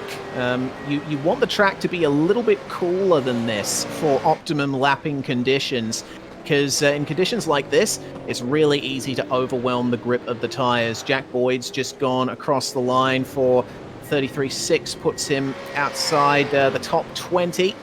So now everyone's coming in for the end of their first run. No escape rule is active in V8SCOPS. If you're new to this series, the drivers have to bring it into the pits when they've done a run.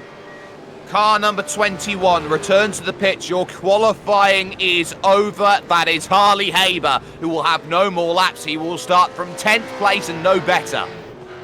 So what's going on with him there? Harley Haber's just come to a stop up at the in the S's section. He's managed to bring it into the pits. So I don't know what the deal is with Harley. I think that may be a penalty for an incident somewhere else on track. We may have to go searching and foraging for a little something there for Harley Haber. Michael Korolev did not sound best pleased over the radio communications there to try and have a conversation with Mr. Haber. You must stop. And this was the sort of thing that would have worried a couple of the stewards coming into this season. Harley Haber, of course, has served a 1-year suspension in this series already after a few shenanigans here and there. It's on the straight and narrow, you would have said, but getting caught up in incidents is something that never strays too far from the tree from Harley Haber. No, and I've just gone back to have a look at what happened, and it looks like he got a bit up close and personal with Sam Blacklock in the final sector. They were fighting over track position. Haber really asserting his place, or attempting to at the very least, and I think that might have been what brought him under fire from race control. But we've got the second lot of timed runs starting now, and leading the way is the 012 of Jordan Caruso, who's just come across the line and set a time of 33.3, goes 15th fastest then in the Altus Esports outfit then. And Altus here are struggling a little bit. They're 6th, 11th, 12th and 15th at this moment. Someone else there is Jake Maloney, who's currently on the lap in 5th place, but has an Altus Mustang in front, which is never the nicest sight in the world when you're trying to set a lap having someone in front, because you always want to try and find that improvement on pace. That's not doing well. Someone we haven't really talked about here over the course of this qualifying session was completely absent for the Enduros, Sam Sutton, One Performance Racing. Yep, back out on track in the number 12, and down in 17th at the moment is Sam. He's just on an out lap at the moment, I think, just gearing up for another timed run, letting drivers go. And, I mean, you see that Christensen as well, winner of Split 2, letting people by as well. Jake Maloney had no luck getting by the Altus Mustang and immediately elects to bring it into the pits. But looking at Sutton going slowly out there on track, it really hits home for me just how cluttered and how compact this circuit is. You really have no space out there on track. Every time we look at someone, there's someone else in the frame. Absolutely. There is the pole sitter at the moment. Madison Down, 132.8 is a 1-2 at the moment for Trans Tasman. It's also known as a 2018 specialty, as it was, because Trans Tasman used to be 1, 2 and 3 almost all the time in that era, and maybe we're seeing a renaissance of that over the line. Nothing doing this time to find those improvements, but every driver's searching for what they want. It's a 33.1 from Madison Down. Worth noting, there's no guarantees here that these times are going to work. Of course, in the conditions that they have here today, just looking at the weather conditions right now, the track is partly cloudy today, so if there becomes a little bit of cloud cover over the circuit, backwards 017. Oh yeah, that's Brian Borg there, the Premier Racing Team Mustang, travelling with his rear end in the direction of running of the circuit. He'll be looking to bring that to a stop, probably request a tow from race control. Well, it depends if we can get it going. We'll catch this one on the Motum simulation replay then. And has gone backwards, was already behind there at turn 3. One of the Trans-Tasman cars coming out of the pits there, just about managing to avoid that. So this is what's happened to Brian Bugg. Oh, he's just tried to get on the power. He's gone for an expression session and the back stepped out. And you are not going to... Oh no. That was Emily Jones there that clobbered him in the rear, so she's going to have to bring that one back to the pits as well with a smoking engine. That's very unfortunate. No, actually, she brought it to a stop. Oh, no? No? Hold up. Well, we'll have to wait and see how that one's turned out, but Brian Borg showing that turn 3, Curva do Sol, is not easy in these cars. You get on the throttle a little bit too hard, that 650 horsepower is going to overwhelm both of the rear wheels. Yeah, we catch another replay then, moving a little bit further forward here in this one, and hopefully back to live pictures right now, as I believe we do have them. So Brian Borg's been able to get the car going again, and they continue on then in this qualifying session. Emily Jones has been able to bring the wounded Trans-Tasman car. You can tell it's Emily Jones because there is Emery Green on the wing mirrors right there, able to pull it in. Was that into box? Ooh, I think you can get away with that there, pulling it into the pits, but not necessarily into the box. So that will be a reset and get that going again. There is Andrew Gilliam, 3rd position, and someone who I think has really started to say that he belongs in the discussion of best drivers in this series at the moment. Yeah, and his performances this year just show that. As I said before, he took his first win back at Mosport, and he's shown up on the podium a couple of times since. So Andrew Gilliam, he's been knocking on the door for a couple of years, setting great time in the practice sessions, and he's done very well to bring that into other aspects of his race performance as well. What's happened to Andrew Dyson? P9. He's gone up to P number 9 over the course of this qualifying session. So Andrew Dyson's found something then out on track. The number 41 Simrigs.com DPR car has now got itself inside the top 10, and this is now going to be a very, very interesting race. Andrew Dyson is probably the epitome of consistency. Yes, indeed. And remember, he took the first Split 2 win of the season down at Montreal, so he knows what it's like to get up the top of a championship like this. Having some technical issues there as we look at Andrew Gilliam completing his lap. Can he improve on the 3rd position that he has? Out onto the start-finish straight he goes. 32.968 is the time that he's got to beat, and gain 400ths to Pip El Nabi, but he's not going to even get into the 132s. It's a 133.009 for Andrew Gilliam, and it shows here, Sperry, something that we've seen many times this season. Your best laps are usually set at the start of the session. Borzan has gone quicker, though, has jumped up into 3rd place in the 097. We do apologise for the strobe lighting effects, I think we're going to say that is at this moment in time. But Borzan El Nabi in the 097 jumps up into 3rd place, and that is exactly what is needed in terms of that lap working out for him. Make sure that the main rival is right in front of him when he gets to the start. But we've got 6 minutes, 20 seconds remaining here on the clock, and just jumping into the top 10 is now the 215 machine of Sam Blacklock. Yep, Blacklock bringing his Altus Mustang into the top 10. And Blacklock was the car that Haber was having some trouble with before. So good to see that that Blacklock has been able to jump into 10th. And speaking of Haber, this recent run of lap times has put him down into 12th position. So not a great start for Harley, but for Sam, I think he'll be very happy with that lap. Yeah, they're looking to try and get a really good run of things at this moment. This is a very, very close qualifying session, as is traditional right now, as drivers dive down into the pits on a regular occasion. Now here is Emily Jones. What can she do to move up into the top 20 potentially? Nope, going to dive down into the pits as well. That lap not good enough to make anything happen, and this is where it gets really difficult in terms of trying to gear up a lap, because you need the life in the tyres, but you can't run at a really, really slow level around this place. You have to still run at something, and it was something that I saw Madison Down doing. You say you have to run at about 80% of what you're capable of on the outlap to really give you the best possible chance of in the tyres to give yourself the best chance of tyre temperature and to give you the best possible run. Yeah, exactly right. The tyres, Freer. the way that they work. Oh my goodness, yes. Tom Freer up into the top 10 as we focus on Kyle George coming into the pits. But Freer, once again, out of nowhere, and one of the pursuit guys, Andrew Gilliam and Michael Taliancic, have got a team with them that really shows potential in that top 10.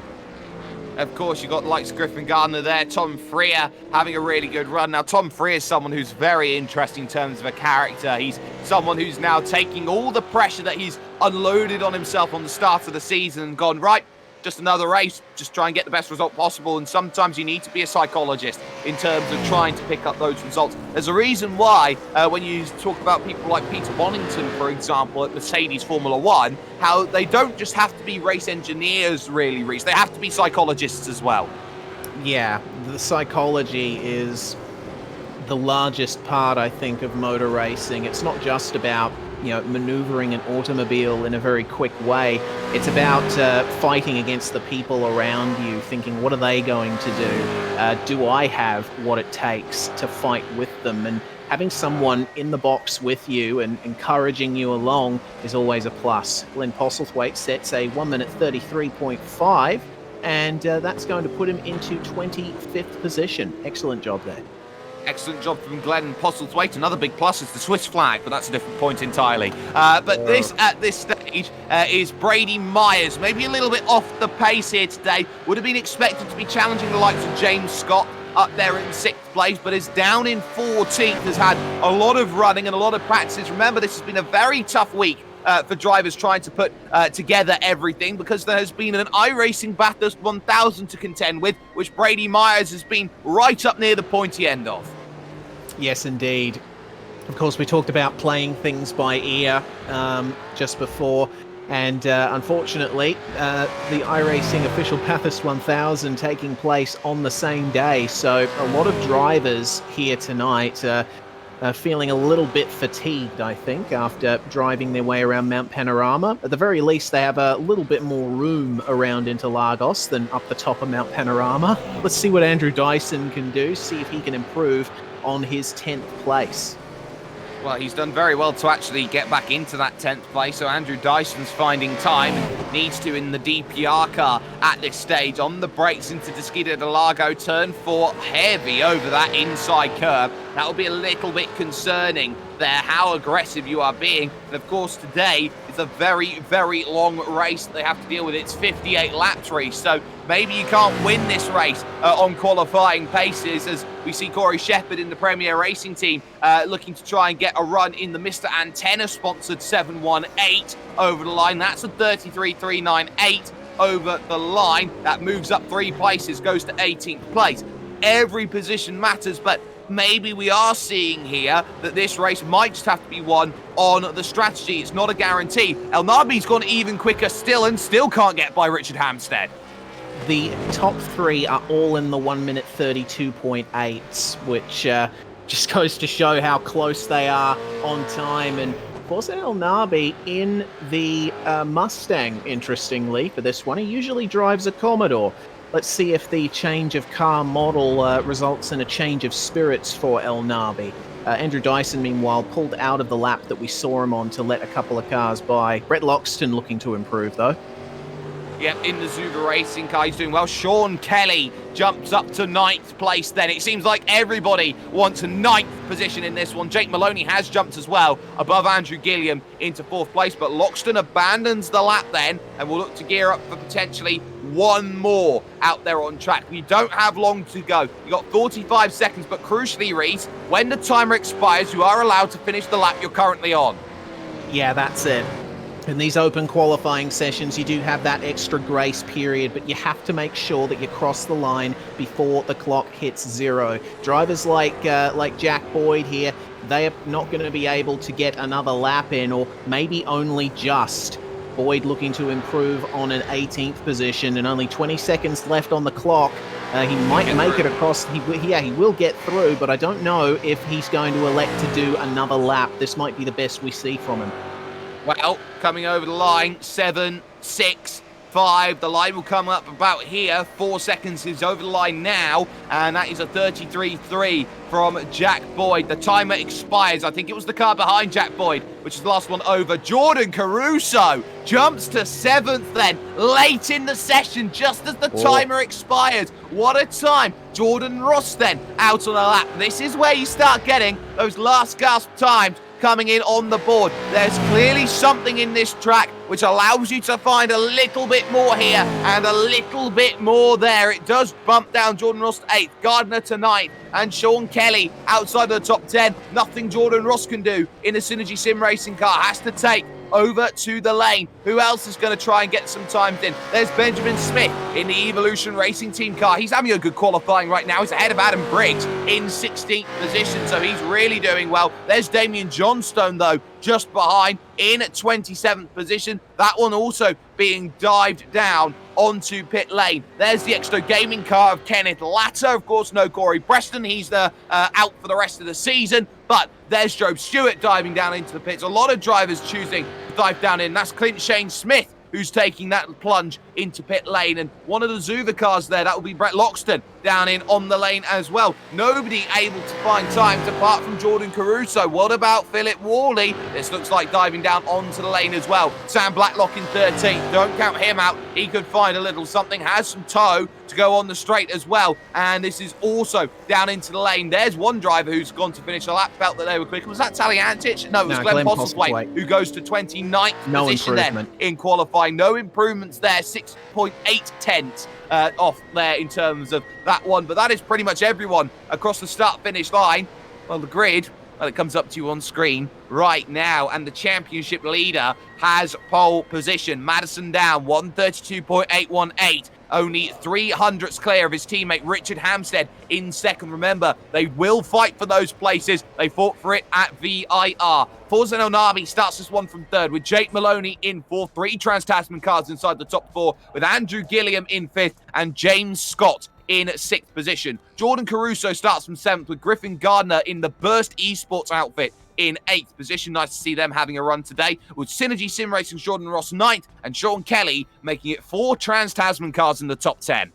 Excellent stuff from Trans-Tasman. Tom Freer is the next pursuit car, starting from 11th alongside Mr. Dyson from DPR. Sam Blacklock makes it the 3rd Altus Esports car in 13th place alongside David Sanford. Harley Haber starts alongside Benjamin Smith, 15th and 16th for those guys. Adam Briggs and Brady Myers on the 9th row, with Jack Boyd and Corey Shepherd rounding out the top 20.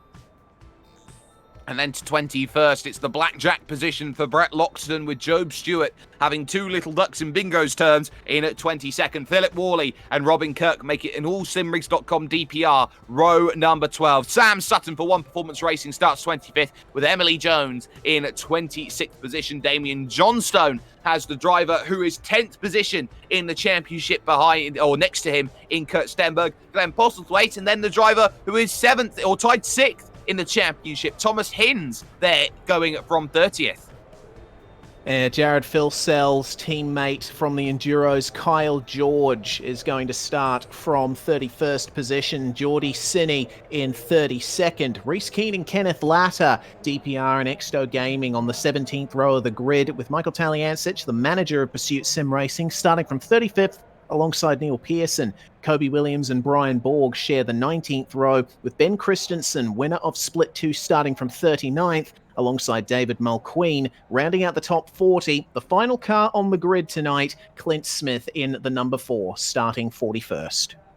And these drivers will be getting themselves up on the grid. Here's the track temperature. It's gone down a little bit. We're just after 2 o'clock then in the afternoon, so it's going to only get cooler from here. Track temp's 39 degrees. We've got 245 kilometers worth of racing here. It's a 58 lap race around this place today, and this is going to be very, very well fought for. You got the championship leader on pole position. You got everybody looking to set themselves up and get themselves ready. This is about who wants it, who needs it, who gets it around this place. Everybody knows that run to turn 1 is going to be treacherous, and some drivers in this field know what it's like to be on the wrong side of an incident here at Interlagos. Just ask Emily Jones when she went cartwheeling over the opening stages of the first lap a couple, if not 1 year ago. This is now about who's got what. This is now about mentality. This is all about grit, determination, and who can keep their nerve in the late stages of a championship. There's 130 points of margin for Madison Down. He knows he's got drop rounds in the pocket as well, which could go to help supplement.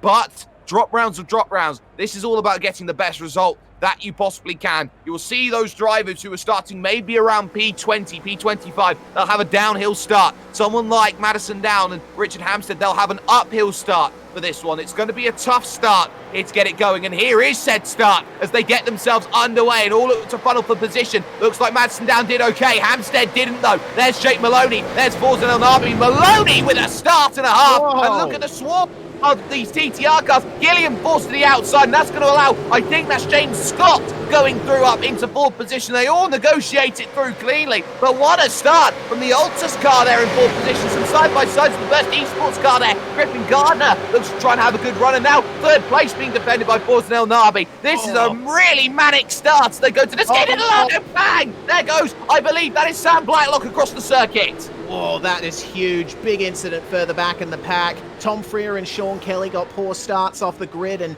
that ultimately concertinaed everyone into each other, into those ultimate turns on the circuit. So Griffin Gardner now to the back of the grid. Sam Blacklock and Andrew Dyson finishing up the order. Harley Haber started from the pits after everyone else had gone, so he is now out on track all the way at the back. He certainly is, but we'll get a little bit of an advantage with a couple of misdemeanors then in the early stages. There's Maloney in second, there is Elnabi in third place, and there is Andrew Gilliam in sixth, who's now lost the place to Caruso. James Scott has lost both those places from fourth, now back into seventh place here is James Scott, so really not exactly ideal. Talk about big gainers and profiteers off the start. Benjamin Smith up into ninth place. Great job from Benjamin. He's doing extremely well right now, but he has got a huge line of cars behind him. Tom Freer just up ahead, but then he's got Kelly, Myers, Briggs, Boyd, Stewart, Shepherd, an entire line of cars all the way back as the first lap is complete.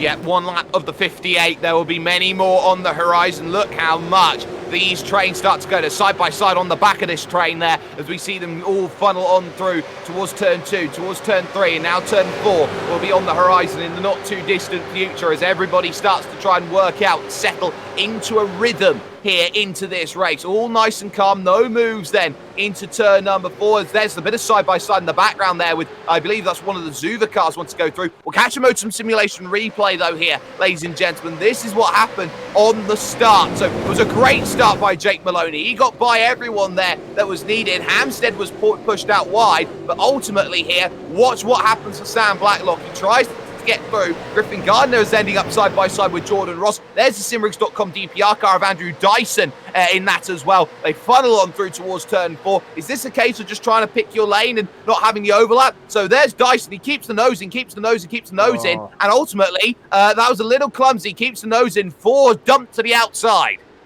Yeah, it looked like Sam Blacklock wanted to try and move over as well to try and cover him off into the next corner. So just a case of lap 1 chaos, making sure that a couple of races are ruined already. Jordan Ross, meanwhile, trying to fight back here side by side with, I think that's Michael Taliancic in the 777.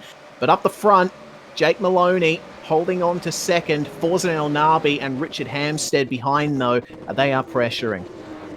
Yep, and that is Jake Maloney in that second position right now, doing well at this moment in time, having a really good run of things right now, and this is where all of the money needs to be found. He's got the fastest lap of the race now, and Forzan has got to try and stay on the back here and keep himself relevant in this race. You can't win this one from here, but you certainly can lose it if the pace is not quite up to snuff. I think it's the right way to say it here. So now everybody's starting to think about, okay, what's the fuel strategy going to be today? What's going to be the ideal time to come in and pit and get my 2 stops out of the way? Who's going for the early stop? Who's going to go for even stops? Who's going to try and go for that very short first stop to be the first taker on the lane. There you can see on the brakes behind Tom Freer is Sean Kelly in 10th position. He wants through, as does Myers, as does Briggs and Boyd and Stewart and Sutton and Shepherd there on the back, all the way to 16th place this one goes. And look at that down the inside. Boyd's going to take a little bit of a lunge. Not Boyd, sorry.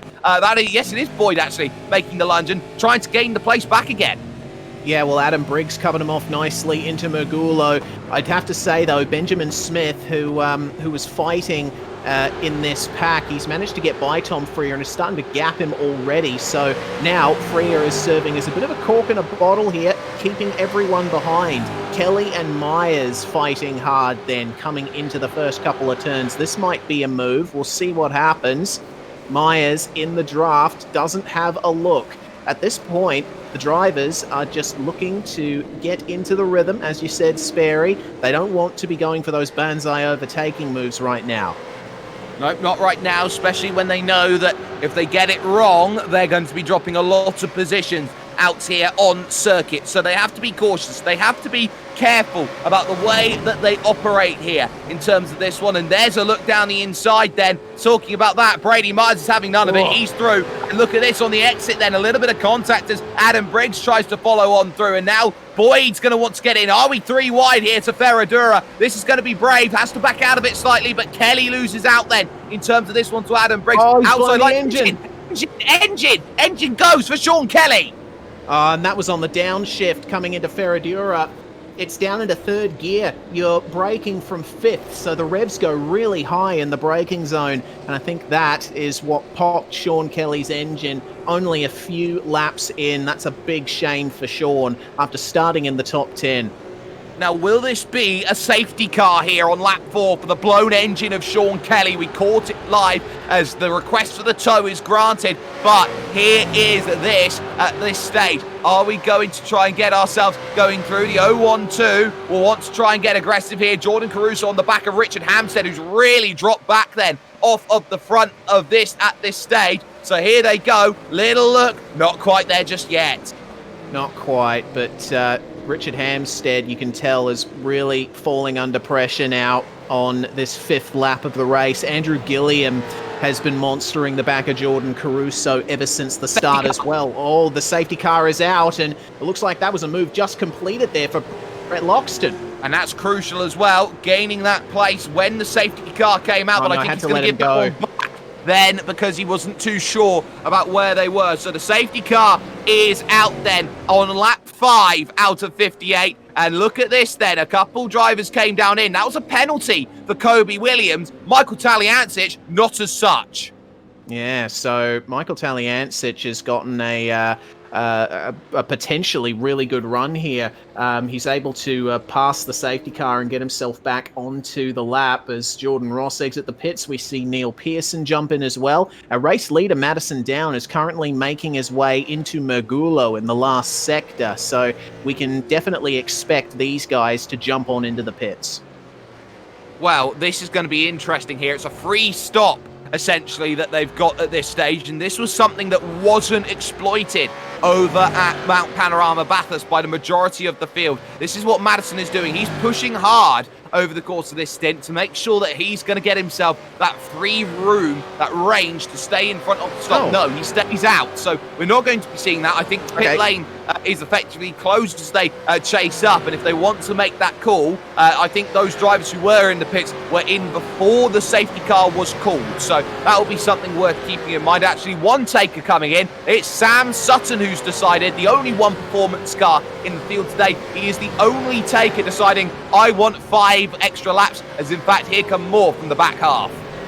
Indeed they do. More cars down onto the lane, and those particular cars, Blacklock, Dyson, Ben Christensen as well, Damon Mulqueen, all on into the pits, and it looks like that's Taliancic coming in as well. Who's gone back with that far? Okay. How do you miss your box by like 54 meters and then overshoot the box again? That is a maddening moment. Get the camera on. I want to know exactly who that is. I think that may be Griffin Gardner. No, it's not. It's Brian Borg who's gone and got it all wrong then. He had a horror show in qualifying and then he's missed his box by 3 light years. It's a big shame for Brian, but fortunately, it being safety car conditions, he's not going to lose as much time as he would under green flag, but still, not a nice thing to have happen. It's always a source of frustration, but I'm going to backpedal on my previous remark, expecting the top drivers to all come into the pits. No, I think for these guys, they are looking for the ultimate strategy over the full course of the race. Drivers like Madison Down, well, he had a great lead coming through that initial opening stint, and he'll want to consolidate that. Once the safety car comes back in, he's going to be right back on it, trying to extend the gap and go for a pit stop maybe a bit later on. Yes, and I think now is the time where they want to save some fuel and bring themselves in line with strategy over the course of this one. This is where Sam Sutton has come out after that stop. He's in position 31 out on track, which isn't the end of the world for Sam. He'll have maybe 6 laps fresher tyres, and he'll have this run under safety car conditions, which aren't really going to be using the tyres too much then around this place. So we'll keep that in mind as they look to go on through. The safety car will continue on around, but I believe here this is going to be something very interesting right now. So this is confirmation of how the field stands at this stage. Madison Down leads, Jake Maloney second, Forza Elnabi crucially in third position. You got Hamstead, Caruso, Gilliam, Scott, Benjamin Smith, Tom Freer, Brady Myers, your top 10 as things stands here at Interlagos. And we see the real traffic jam coming into turn 1. The safety car's going around at about 90 kilometers an hour, and all the way back in the back of the field, they really have to slow up as a result. Back into the pits for more damage repairs. I think that's Jordan Ross there in the Mustang, and away he goes off the jacks. He's going to be sitting there for a little bit longer yet. You certainly will. Any damage repair is going to be good. It'll be helping with the fuel consumption. I tell you what that iRacing really does need. They need to have people running out and putting all of that like gaffer tape over the cars to make sure it all sticks up. As you all, of course, you know, Reese, gaffer tape fixes absolutely everything. Yeah, absolutely everything. I got some gaffer tape fixing my headphones right now. I believe that gaffer tape will fix my relationships, but that's a different point entirely. Richard okay. Hamstead, 4th position right now in the number 28 machine, is having a really, really solid run off that stint. We'll start to drop back off of Forza Elnabi, but he's got one role over the course of this restart. Coordinate it with Maloney and Madison Down, attack Forzan early. Yeah, Forza Elnabi is at a big disadvantage here up in the top 4. It's 3 against 1 in terms of team allegiances.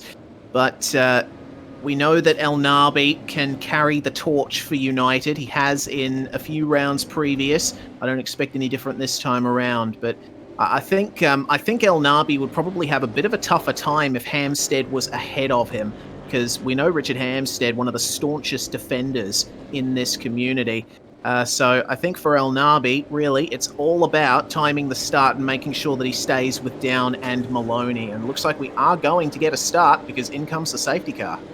Exactly. Madison Down's in control of the field. He can choose when to go. Forzan's got to react and has got to react quickly here. This will be a long hold through the left-hand corner here. Up at the Skidados box, there's an Arki Bankadas here, which is the first left, which is, of course, the scene of where that 2003 Formula One crash happened, which brought out the red flag and gave Giancarlo Fisichella his race victory. There's the go, and that is a good go there by Madison Down. Has got himself the jump on Jake Maloney as much as needed as they now look to try and get the run. How has Hamstead's run happened? It looks good. He'll dive for the inside. Forzan's got to try and cover this one on the inside, but Hamstead is there. Inside at turn 2, though, goes Forzan's way, but the long turn 3 is all Hamstead. He's up over the curb very, very much. Jordan Caruso would want in on this one as well if he finds some space, but now Hamstead's got the trifecta at the front, but Forzan's not giving this one up. Hamstead absolutely nailed the braking zone. Forzan, a bit of contact. Jordan Caruso got into his rear, so that means Elnabi has to go wide and lose 2 extra positions. No, a bit more contact. Hamstead and Caruso come together, and they were tagged. Oh no, Caruso's turned Hamstead around at Ferradura. That's going to be a dangerous re-entry. Into Elnabi goes, into James Scott he goes. And round goes Richard Hampstead. All of that in reaction as they go on through. Hampstead able to get back going through, but the stewards will have a good look at that one because there were many, many factors which was the cause of that off of the restart. No, Mark Scaife, it wasn't the redress that caused it. It was all of this as they went on through. So there's El Nabi running wide. Now he's looking for a little bit of room here on the outside. He's trying to get through. There's Caruso who's just trying to lift off of it. He gets a nose to the inside, but that was covered a little bit there by one Mr. El Nabi, who's got no room on the exit. Gilliam sticking his nose down the inside is impossible, and effectively Caruso gets himself stuck on the outside, but that is a poor rejoin there. You have to hit the brakes if you're Jordan Caruso at that scenario, and there's nothing you can do when you're skating at a point of track like that. If you're Richard Hampstead, how on earth are you meant to slow it down on the inside of Ferradura? Yeah, there's just too much grass there, and the amount of speed Hampstead was carrying meant that he just could not slow it up in time to make a safe rejoin, and ultimately that means that he's got a huge amount of damage now on that number 28 car, and I'm sure he'll be keeping a bit of an eye on the engine as well. He certainly will. This is now a little bit of issues. There's the 35, which is running without a bonnet right now. That's Job Stewart, who's not looking good as they go through. The Zuva car then, side by side. That's Brett Loxton and Damien Johnstone. And this is some Noah's Ark racing here. They're too wide, too deep, because you've got Glenn Postlethwaite there in the Synergy car. He wants to get a buy on Emily Jones, and she's not having none of it at this stage as she goes up and around looking to go through. But Loxton's so slow on the exit here of Ferradura, puts Postlethwaite with a chance here, and this is what pack racing's about. Oh, not that, though. That's not what pack racing is about. Around goes the lot of them. Emily Jones was taken with that as well. So that was a bit of a botched move on the inside coming into Pinarina there. Emily Jones still at a standstill. Nope, she's managed to get it going again. That's a big shame, though, between those drivers. And oh, there's a blown engine. That's Hampstead. Hampstead has blown his engine, and I think he's out of this race now. And that could be another one. It's another Trans-Tasman car that has blown its engine. Look at Hampstead, though. Doesn't want a safety car. He pulls it right over to the side of the track, as close to the marshal's post as possible here, to make sure that he is off and away from the racing line, that the track's safe, that he's able to get back going and racing again. Into the pits comes Jordan Caruso, and now that would have been in reaction to hearing that there would have been a safety car, unless that's the drive-through penalty. No, that's the drive-through penalty then for Jordan Caruso, who comes back out in 22nd. I expect we stay green, but ultimately, here's the 707 car, Tom Freer and Brady Myers.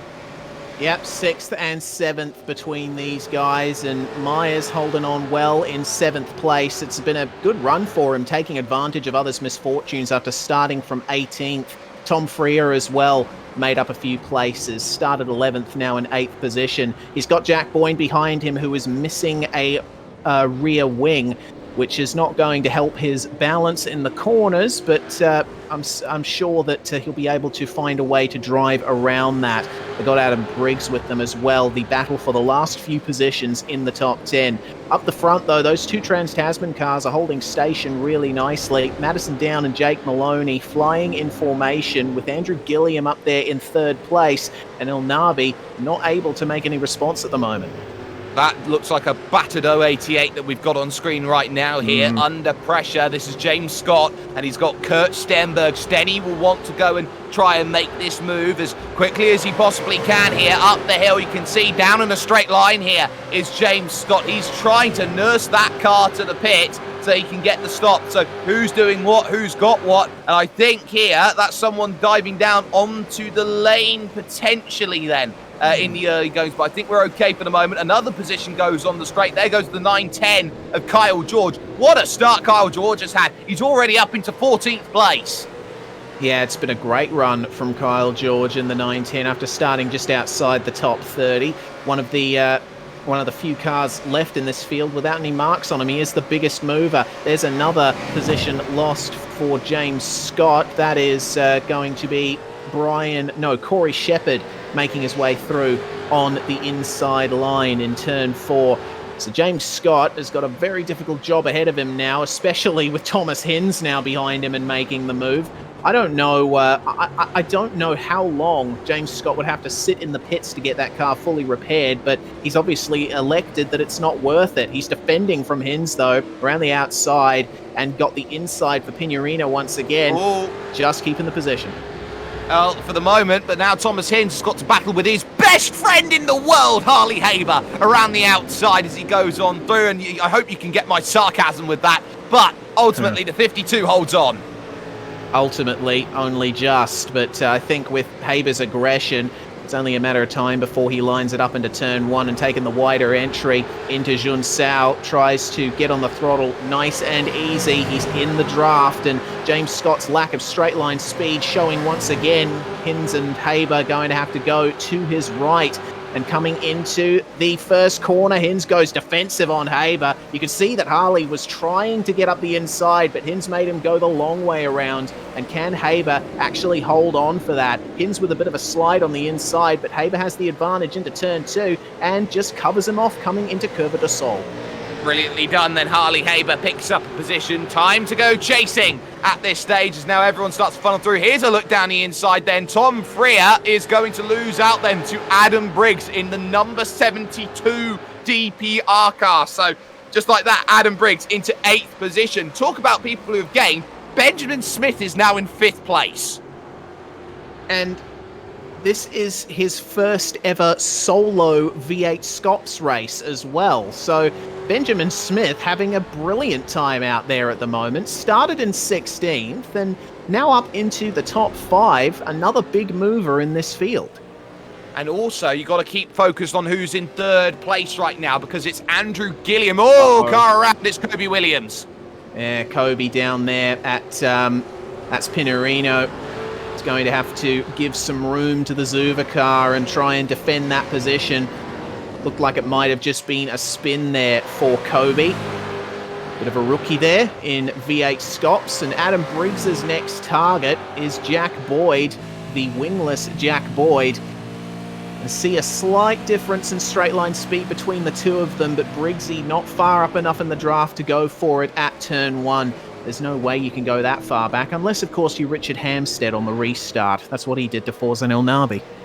That he definitely did. He came from a long way back to make that one happen, but for the time being, Jack Boyd is looking like he's going to have to try and keep in his mirrors Adam Briggs, but that's going to be difficult because the number 72 is not going to want to sit behind very long and wait. It's worth noting that gap between 2nd and 3rd is down to 1 second, now 9/10 of a second at the moment there towards the front of the field, but this battle we focus on right now is between these two, and of course Tom Freer behind as well, as mirrors full of Damien Johnstone, Jack Boyd's long-time partner in terms of running around in endurances together. So what can those two do? 7th and 10th, this is what you would call a career best run for these two drivers right now.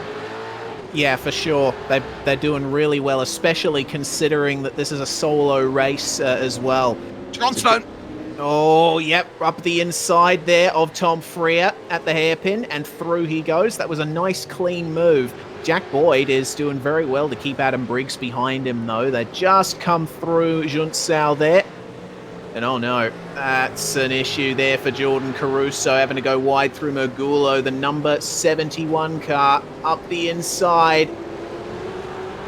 And through, that is Sam Sutton. An extra position for him, but probably not for long because Caruso's pressuring him now up the inside.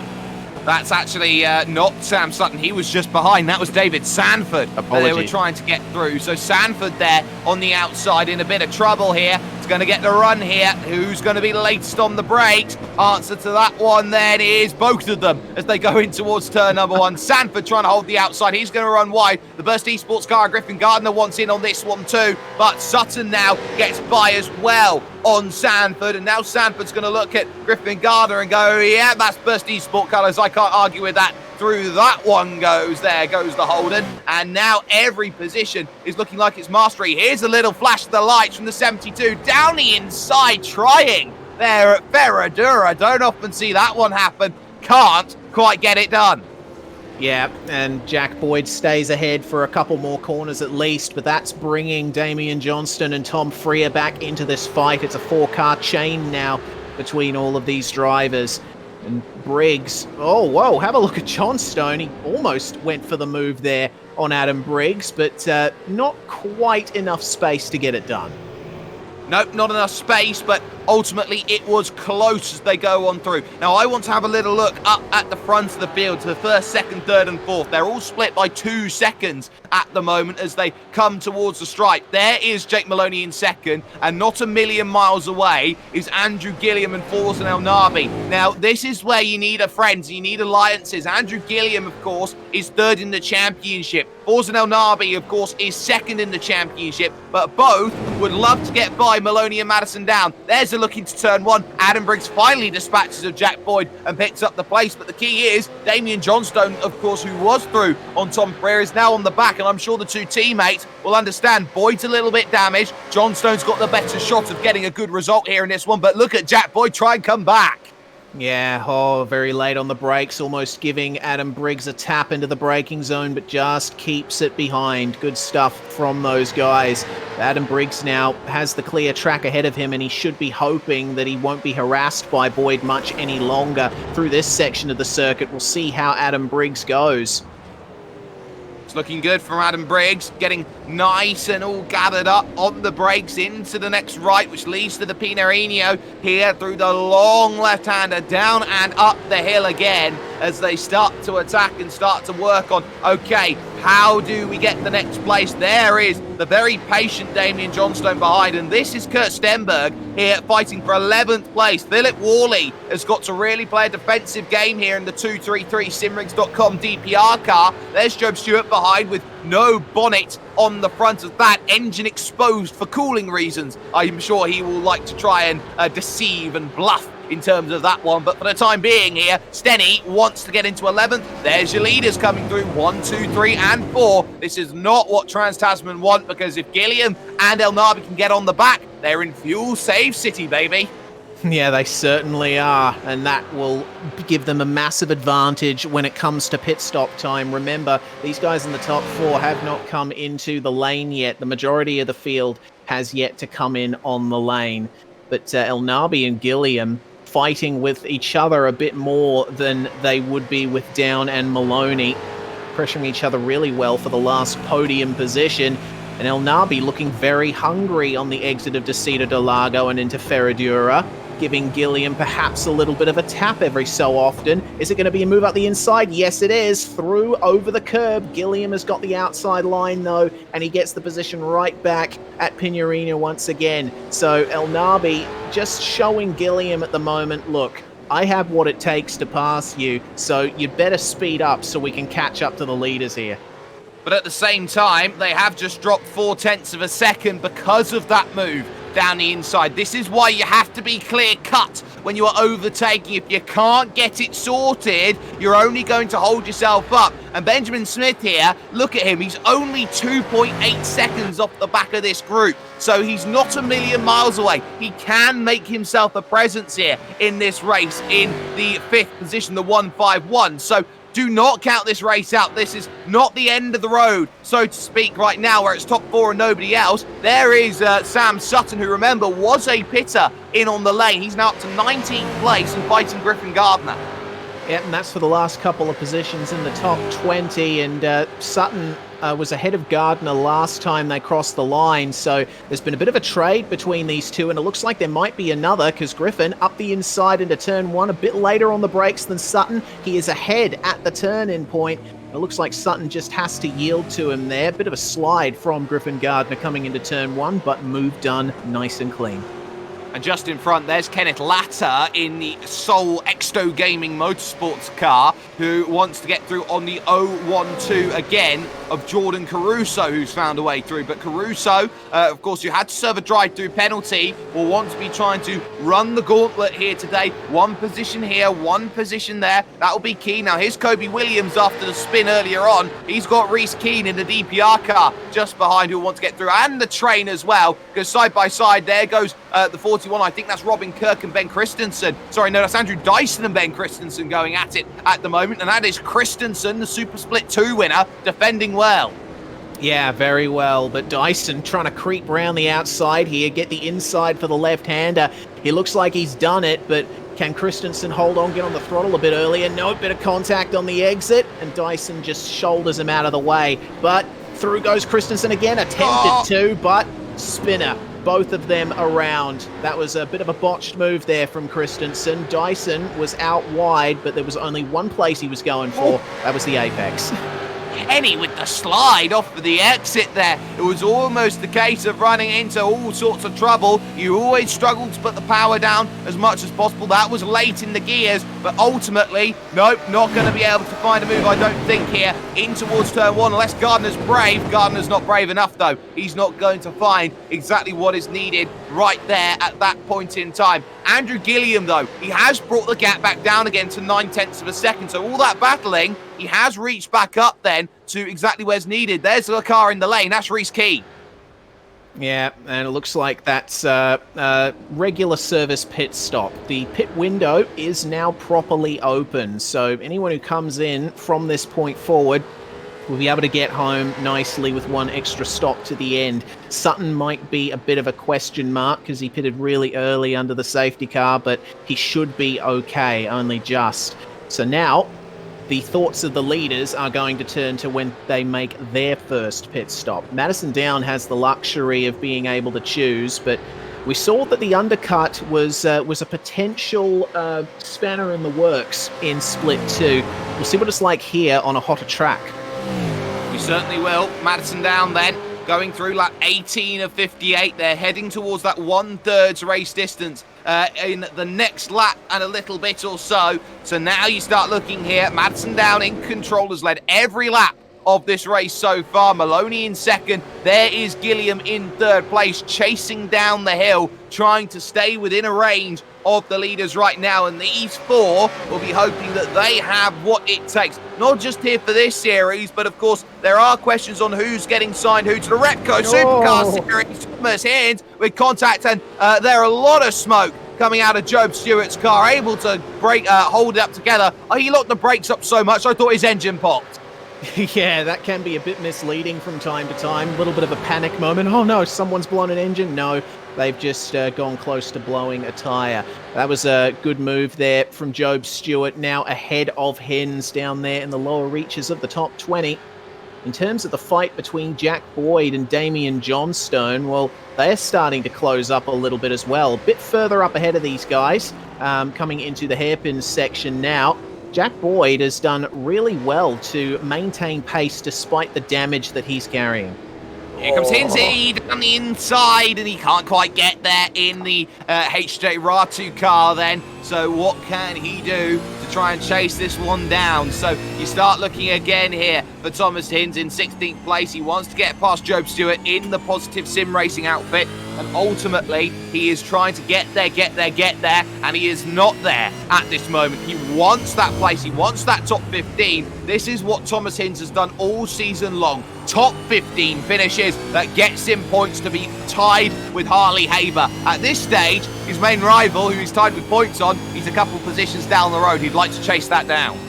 Yeah, he certainly would. Update on James Scott, meanwhile. He has retired from the race, so that is another big blow to his championship charge as we focus again on the battle for the top three. El Nabi right on the bumper of Andrew Gilliam, and he's shown that he wants to get one up the inside, but there is the risk of slowing themselves down versus Down and Maloney as we see the 0-1-2 of Jordan Caruso in the pits, and Sanford joins him, Hinds as well as Kenneth Latter. Kobe Williams also in there as well, and Ben Christensen decides it's time to dive down into the pit. So it's a pit party. The cycle and the sequence has opened up. Now Gilliam here is under pressure from El Nabi, and El Nabi will be feeling like he is being held up. Surely this now, lap 20 of 58, about the 1/3 distance or just over, is the perfect time to pit. Yeah, it is. You want to split the race up into 3 roughly equal blocks of laps, or potentially you could fill up a little more at this stop, go long on the second stint and get a short fill at the end to get one up on your rivals. So now the leaders come round to pit road. Do they elect to go in? the two Trans-Tasman cars don't, neither do Gilliam and El Nabi, so they're going for an extra lap. Benjamin Smith stays out too in the top 5, and I gotta say, Benjamin Smith, I'm really impressed with his running so far. He's running times that are roughly equal to the drivers in front of him. And that's really, really key. Now, here's Tom Freer trying to hold on to the top 10. Phil Worley wants in on this one. Down on the brakes. Has he got it slowed up? No. Back comes the cut up and under. And around the outside drives Freer on the curb every which way. Kurt Stenberg wants top 10sville if he wants to try and get on through to the number 47 car. Got most starts in this series he has. And now look at this then. Worley getting the toe, getting the big push forward. And that is back into the 707, and that is not ideal. Back to 12. Yeah, well, Stenny was able to just slip by before the braking zone, and Tom Freer just yielded on the exit, and that is a pursuit car in the pits. Job Stewart, he's managed to get the service done on that one. Griffin Gardner has joined him in the pits as well, so he'll come out just ahead.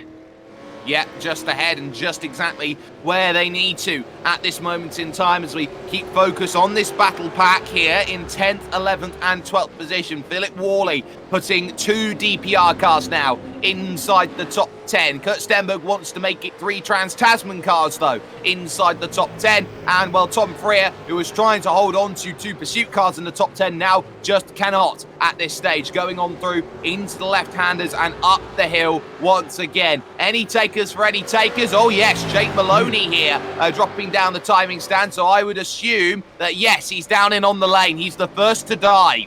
Yeah, and Gilliam and El Nabi just had a big moment in the first couple of turns. They were side by side coming into the braking zone, and a bit of a fight for position there. So that's made them drop another second or so to Madison Down up ahead, and that's the advantage that Down will want. He can probably afford to put a few extra litres of fuel in the car at the stop thanks to that. And, well, here's the issue as well. Because it's Jake Maloney who's made the call to come down into the lane, he's actually just covered off the undercut. He has. He has indeed. And away he goes out of the pits past the exit cones and then through this winding pit exit at Interlagos. So he's going to come out in 19th position, I believe. Maybe 20th. Oh, no. Emily Jones overshot her box. Had to reverse back in. No good for Emily. And Andrew Dyson into the pits as well, but Jones with more time lost, and she'll be ruining that. Jordan Ross then jumping up to 19th place, past Neil Pearson there in at 20th position. John Stone and Boyd close together on track, as is that top 10 scrap that we see out there on the circuit, which is now for 9th and 10th on the road. Now, surely if you're Gilliam and El Nabi, you have to come in and cover. If you're Madison Down, you have to come in and cover, unless you're going to go for the Ian Ford strategy. But there you can see all 3 stay out. Here comes Forzan on the warpath down the inside. He will try and get this one done, and Gilliam surely has to yield this one. He tries to hold it around the outside, but he's out of road. El Nabi finally gets his man and up into second on track. Yeah, brilliant, and that should translate into third when the pits cycle through and they come out behind Maloney. But that's great for El Nabi. He's now able to advance a bit further forward. Johnstone, Stenberg, the number 21 of Haber into the pits as well as Kyle George. Bit of a coordinated stop there from the United squad. But that's going to come into effect for them a little bit later. Meanwhile, Andrew Gilliam, now he is behind Forza and El Nabi. What does he do? Does he back off and conserve a bit? Now, as they come up to the pits once more, does he try and psych El Nabi out, try and go for the undercut, but encourage El Nabi to stay out? Maybe that could be the case. We also saw Geordie Sinney there in the pits. I finally have learnt, after about half a year's worth of racing or seeing him race, that I can actually say his name correctly now. But there is Geordie Sinney coming out of the pits then in 29th, now 30th position on the road. As at the moment, it's a case of who's where at this stage. Madison Down, Forza El Nabi, Andrew Gilliam. Who decides for what at this stage in the pit stop cycle at this stage? Bit of traffic in front of Madison Down. This might be the call. Madison Down comes in, and I think Forzan is going to come in, and Gilliam is going to go for the long stop here. So clearly an alternative strategy being run by the 201 team there of Pursuit. Yeah, oh, okay. This makes things a bit interesting, especially when it comes to the second pit stop later on. Benjamin Smith has stayed out as well. He's feeling good about his pace. Meanwhile, Brady Myers brings it in. Adam Briggs as well into the pits. And I think Myers, he has overshot massively. He's lost many seconds out of that one. He had to work it out, and I think that was the issue. Now, here is Jake Maloney. This is going to be key. He's had a bit of fresh air because Brett Loxton in front, but he was cleared by a number of seconds here, that number being 6. So Maloney on the brakes into turn number 1. Where is Madison? He is absolutely nowhere. Yeah, Madison only just went then, so the undercuts worked really well for Maloney, and I think Madison has been stationary for a bit longer. I'm just going to compare pit stop times. Down was stationary for 31.2 seconds. Yeah, that's the key. A longer stop. Maloney went for a shorter one, so he's got to go for the long stop then on the next stint. So Maloney gets the jump and takes the race lead away then from Madison Down, who has to actually negotiate past the 42 of Damon Mulqueen, who is apparently the answer to life, universe, and everything out there on track right now. And Madison will be hoping it's not. There's Forza Elnabi as well. He's just behind that in third position. So now this really does start to ask the question, what is going to happen now with the 201 and where the 201 is going to funnel out in comparison to all of this? Just a handful of drivers yet to come in and make a stop. And I believe that here is Adam Briggs, and there is Gilliam into the lane. Yes, indeed. So joining him in the pits is Benjamin Smith. Briggs and Myers, meanwhile, changed positions out on track. Tom Freer now one of the last cars to come in for a pit stop. He assumes the overall race lead. And Sam Sutton, who already has a pit stop under his belt, continues on as well. So let's see then what Gilliam does. Yeah, Brett Loxton dives down in onto the lane. Now, Sam Sutton's going to be the interesting one here in terms of this strategy to see how the one stop is going to play. Do not count him out of this race just yet, but there is Jake Maloney, who is in control of this one at this stage. Effectively, everyone's got one pit stop to go. Sam Sutton, you'd believe, would be pitting, you would say, around lap 32. Oh, this is interesting. I think would be the right thing. And this is really interesting because look at this behind. There is Forza Elnabi. There is Benjamin Smith, and there is Andrew Gilliam, who's behind all of that. So Benjamin Smith on the short field jumps Andrew Gilliam. Very well played there by Benjamin Smith. Hearing that there might have been something extra for Gilliam in the pits, but I couldn't quite hear. 6 seconds more fuel. There we go for Andrew Gilliam. So he's going for the long second stint. Pretty much the same then as Madison Down. Exactly. So long stint then for Andrew Gilliam. He's got to work hard over this one. Maybe use that fuel to the way that he would like. There is Mulqueen there in the middle of it. And there's the 22 car of Brady Myers, who's got to try and attack through Adam Briggs, who has jumped him in the stop. So Briggsy in the 72 now needs to work out, okay, what's the best way to go through things. There is just dropping to the outside. There is Neil Pearson yet to make a stop. So he will get out of the way of his teammate and very courteously do so. Yeah, very courteously indeed. And down into Junsao once again for these two battlers. I tell you what, the fight behind them is looking really intense for just inside the top 20. But Brian Borg and Damian Johnstone keeping each other very good company as well. Of course, Borg having a bad qualifying and not the greatest in terms of pit stops, but very close between these two, and they have to deal with Neil Pearson as well, who we saw having a couple of technical issues just up ahead, but Borgie has to slip back in. Yeah, that I didn't expect, though, to see Sam Sutton in on the lane. Tom Freer is out and away without any dramas at all. Sam Sutton takes a very short stop because of that. He gets back on strategy with everybody else, lap 26 of 58, so obviously couldn't make it home on the strategy that he wanted to, but look at where this is going to put out. There was one of the United cars running very wide there through the corner, and that's going to be side by side with Thomas Hinds, and it's his favourite friend again, Harley Haver, trying to go around the outside and picks it up off of the road. Now, will Thomas Hinds say, can you have a look at that? That was off the circuit. Yeah, that's an interesting point, because that green curb on the exit of turn 4, you actually can't use all of it. The off-track comes in quite harshly for that corner. Haber obviously extending the exit. He was on the outside of Hinz coming into the corner, so trying his best to maintain the momentum, but from Hinz's perspective, yeah, you might have something to talk to race control about.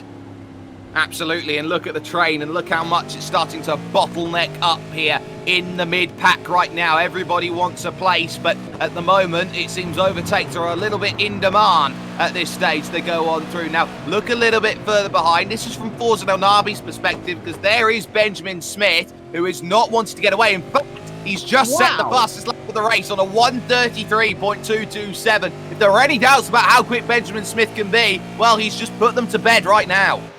Goodness me, great pace from Benjamin, and on those fresh tyres now, with a bit less fuel in the tank than I'd think those drivers around him, he'll be able to get those fantastic times up and going. And Elnabi's lap time, by comparison, 5/10 slower. So this is going to be a bit of a hurry up to Forzan, I think.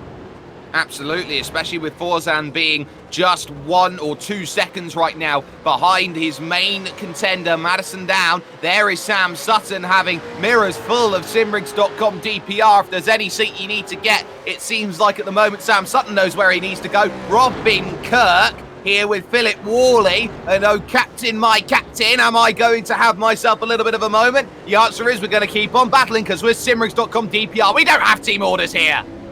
Yep, no team orders at all between the two of them. Up the inside again for the 233 of Philip Worley. Gets the exit, nails it beautifully, and away they go. Is there going to be another attempt up the inside? Not this time. Have a look at this pack, though. Tom Freer has come out right in the thick of it.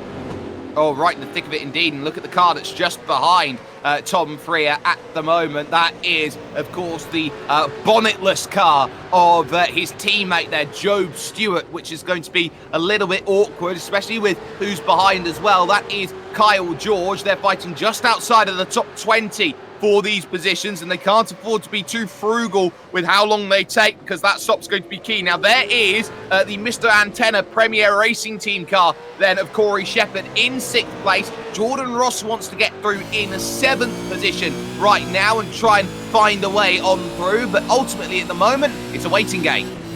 Yeah, very big waiting game, and that lack of rear wing from Corey Shepherd is not hurting his pace at all. Jordan has to think as well about Briggsy behind him in the number 72. Adam Briggs has been looking quite quick over the last couple of laps. In fact, on the previous lap, he was over a second faster, 1.5 seconds actually taken out of Jordan Ross, and up the inside he's going to try. But ultimately, I think Jordan Ross covering the inside beautifully there. Looking back again at Jack Boyd and Brian Borg, with Griffin Gardner right in the midst of this as well. Griffin's starting to tap the back of Borgie a little. Absolutely. Of course, Brian Borg pitted under the safety car conditions, had the worst missed box I think I've ever seen in my life. But ultimately, he is there in 12th position. I think he's due to come in and make a stop in the not-too-distant future. Gap down, though. Elnabi to Ben Smith, half a second as they cross the line. But also, gap down, race lead to 9/10 of a second here. The top 5 split by under 5 seconds, and that's a mistake from Benjamin Smith, who slides it through turn 1, and now will drop all that time he tried to make up. Yeah, pushing just a little bit too hard, overwhelming the tyres, and once you go for a slide and heat them up, they take their time coming back down too, so you're going to have to take it easy over the next couple of corners, Benjamin. But still showing that he is a proper contender for the podium in this race. And for the lead battle, with Jake Maloney's last lap, 34.4, Madison Down did a 33.8. So even though Down has loaded that car up with fuel, he knows how to put it around this circuit in a great amount of time. Jordan Ross still fighting, actually just got passed by Brady Myers there coming into turn 4. That car's looking very sick. Of course, Jordan Ross on old tyres. He'll be wanting to come back into the pits soon and get that car freshened up. We are halfway through this race here at Interlagos, and it's gone by in the blink of an eye. There is the 143 machine, and there are your race leaders. Jake Maloney leading from Madison Down. The gap is half a second's worth at this stage and is now all about, can Madison get by? I think that's not the point of contention here, but can he break away from Forza Elnabi, who is matching him lap for lap? But ultimately, those 2 seconds built in the opening few laps after the restart, they have been the key to Madison Down effectively being best poised here in this race. The championship leader is indicated by the red banner over the top of the car, going through the opening couple of sections. The VRS Trans-Tasman car looking to try and chase on down here, and I'm not sure how much resistance there will be. Well, the general wisdom is there is no team orders at Trans-Tasman Racing. We saw that at the round at Virginia International Raceway when Down and Hampstead went hell for leather with each other. In comes Jordan Ross to get some fresh rubber on that thing. He would have been crying out for that. But Madison, right on the back of Jake Maloney now. I think it's going to be a proper race between these two. They're not going to want to give up too much time to Elnabi behind them. But if Maloney feels he can consolidate against Down, he probably will. Well, that definitely seems to be the case, and the gap is starting to creep on down. It's down to 1.6, 1.5 seconds now. Forza Elnabi's picking up tenths of a second like it's pieces of candy at this stage on the road. So he's doing very, very well here in terms of just picking up a little bit here, a little bit there, but it's all about the ebbs and flows of this circuit, and every single second matters. Adam Briggs is up into 6th place, by the way. He's through on Corey Shepherd up through and making that pass, but now you start thinking about, okay, front straight time. If anywhere is going to be the place where the move happens, it's going to be now. Madison Down, nice and neat, nice and tight, and here is rule 101 of trying to get by a driver. If you're gonna battle your teammate, you make it easy, and Down on the inside is going to take the race lead once again. Little bit of a lock-up on the way through, but the move is completed for Madison Down back into the lead of the race. And now Maloney's tack is going to shift a little bit. He wants to stay with Madison. He wants to try and keep up the pace, keep Forza Elnabi from digging a hole in this lead that they've got. Elnabi's last lap a 34.1, with Maloney a 34.6, and Down a 34.2. So they're going to have to take advantage of the clear air here if they don't want Elnabi to be a threat later on. Speaking of threats, here's the fight for the top 10 right now. Jack Boyd, Griffin Gardner, Sam Sutton, all there trying to find themselves in the best possible place on the brakes. Sutton can't quite get there through turn 4 at the Interlagos, but behind that, Worley and Borg almost side by side through the corner as well. So they're fighting pretty much every which way. In fact, they're side by side here. Worley's on the outside, heading to the very tough Ferradura corner, and Borgie's going to try and fight this one every stage of the way. Door to door, they rub panels a little bit. Seems like Brian Borg's rubbed a lot of panels there, the way that side has gone on with things, but ultimately, it's down the inside for Philip Worley at the Pinarino, but it's going to be fought every which way, but no, not going to happen. Position changes as well as the 7th place, because Corey Shepherd's there. Oh no! Goes Worley, the same way Alec Albon did here. Yes, that's a big shame there for Worley, and Harley Haber was caught up in that as well. He had to check up back into the pack, so now he's got Worley behind him, as well as Stenberg, Hins, Freer, and Caruso. Tell you what, these guys have been keeping each other very good company over the course of this race, but I get the feeling that, Brian Borg's redressing. He's slowed down on the straight, and he lets Worley go, but he also lets everyone else go as well. So I think maybe a bit mistimed from Brian Borg, but he had to get it done. Well, what else can you do in that situation? You've got a huge slew of cars that are going to want to take advantage, so it would be a very tough redress to do, even at the best of times. And I think even all of the best drivers would struggle, as Kurt Stenberg evidently struggles through turn 2, can't get the power down on the tyres as he loses contact from the back of the group, and now Thomas Hins will want to try and get this one done in the RA2 car. On the brakes, thinking about the inside, but just a nose there, nothing more, nothing less. Oh, Stenberg with a big slide on the exit of turn 4, so a little bit less rubber on Stenberg's rears now. That's going to help Hins ever so slightly, but can't forget about Jordan Caruso as well behind him. What's happened to Job? I think Job Stewart's in the pits here, and it looks like he's in the pits for a while. He's dropped down to 36th position, and this might just be the end of the pursuit driver who's had a really good run. That's a big shame for Job. So we're thinking that Brian Borg here might be the next driver to come in and make a stop. Remember, he pitted incredibly early and is definitely due to come down in. Now, the Premier cars are definitely on different strategy to everyone else here today, so that's going to be worth keeping in mind. We're on lap 33 of 58 at this stage, and now it's a mirrored image here of two Simrigs.com DPR cars wanting to battle. Worley and Kirk here. It's a two-pronged defensive on Harley Haber. Well, Harley has got the advantage coming into the first turn, goes defensive on the two DPR machines, and through they go into the braking zone. Stenberg and Hins really closing up on them in that braking zone, and the train continues. But Haber, crucially, at the front of it, which is where he would most like to be. Of course, Harley Haber is a Venus flytrap of trying to overtake. You think you're nice and safe, and then you're going to have a real struggle getting away by him. Here's the fight going on, though, for the top 10. Jack Boyd there has now Sam Sutton, who's gone through on Griffin Gardner, has moved up the number 12 car into 11th position, if that's not confusing enough as it is. But the One Performance racing car, a little bit of smoke in front, little dive for the inside, a little nothing then in terms of getting that one done. Can't find a move, but Gardner's going to try and open up the pocket here, try and get that one done, but power on the exit. That's Sam Sutton's every day of the week. Yeah, that it is. He's had a lot of experience in these cars as Sam Sutton, and for that matter, Griffin Gardner as well.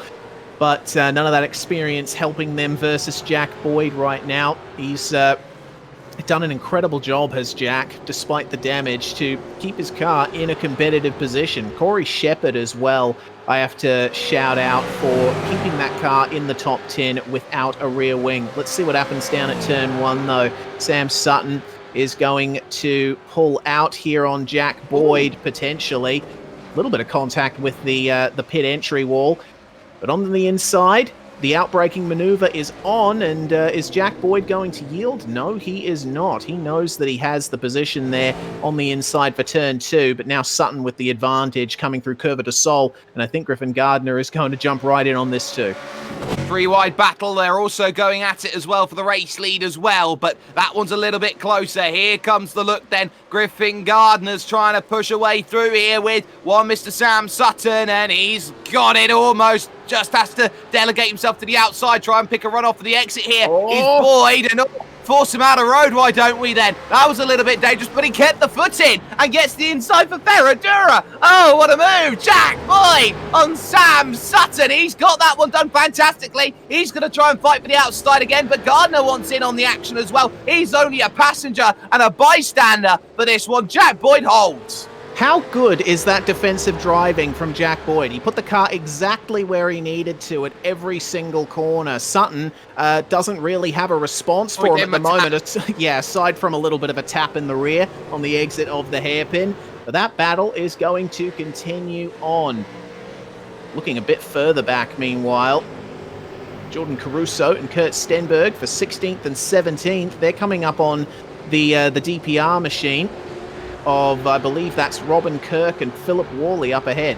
And if you pit at this point, you can make it home from here. Yes, and that's the key. Lap 35 to 58. This is where the final window comes into play then in terms of this one. Now keep an eye on the front of the pack right now, because they're now split by just 3.2 seconds here, the top 5. And if you want to put any money on anybody having a good stop and gaining places here, I'd take an eye on that 201 machine in 5th place of Andrew Gilliam, because if you keep that focus on right now in terms of who is going to be where, remember Andrew Gilliam had such a long stop, he fell behind Benjamin Smith. Well, now he's primed and ready, 3 seconds away, and he lost 6 seconds in the stop. That's exactly right. So Gilliam should be able to vault himself back up past Smith when they come in for that second stop. But will it help him in his fight versus Forzan El Nabi? There's still a big question mark over that. And that's the gap. That's how far behind Gilliam is. And El Nabi has drawn right up to the back of Jake Maloney now. Madison down, nice and comfortable in the lead, but with a 34.3 on the last lap for Maloney and a 34.0 for El Nabi, the 097 is quick.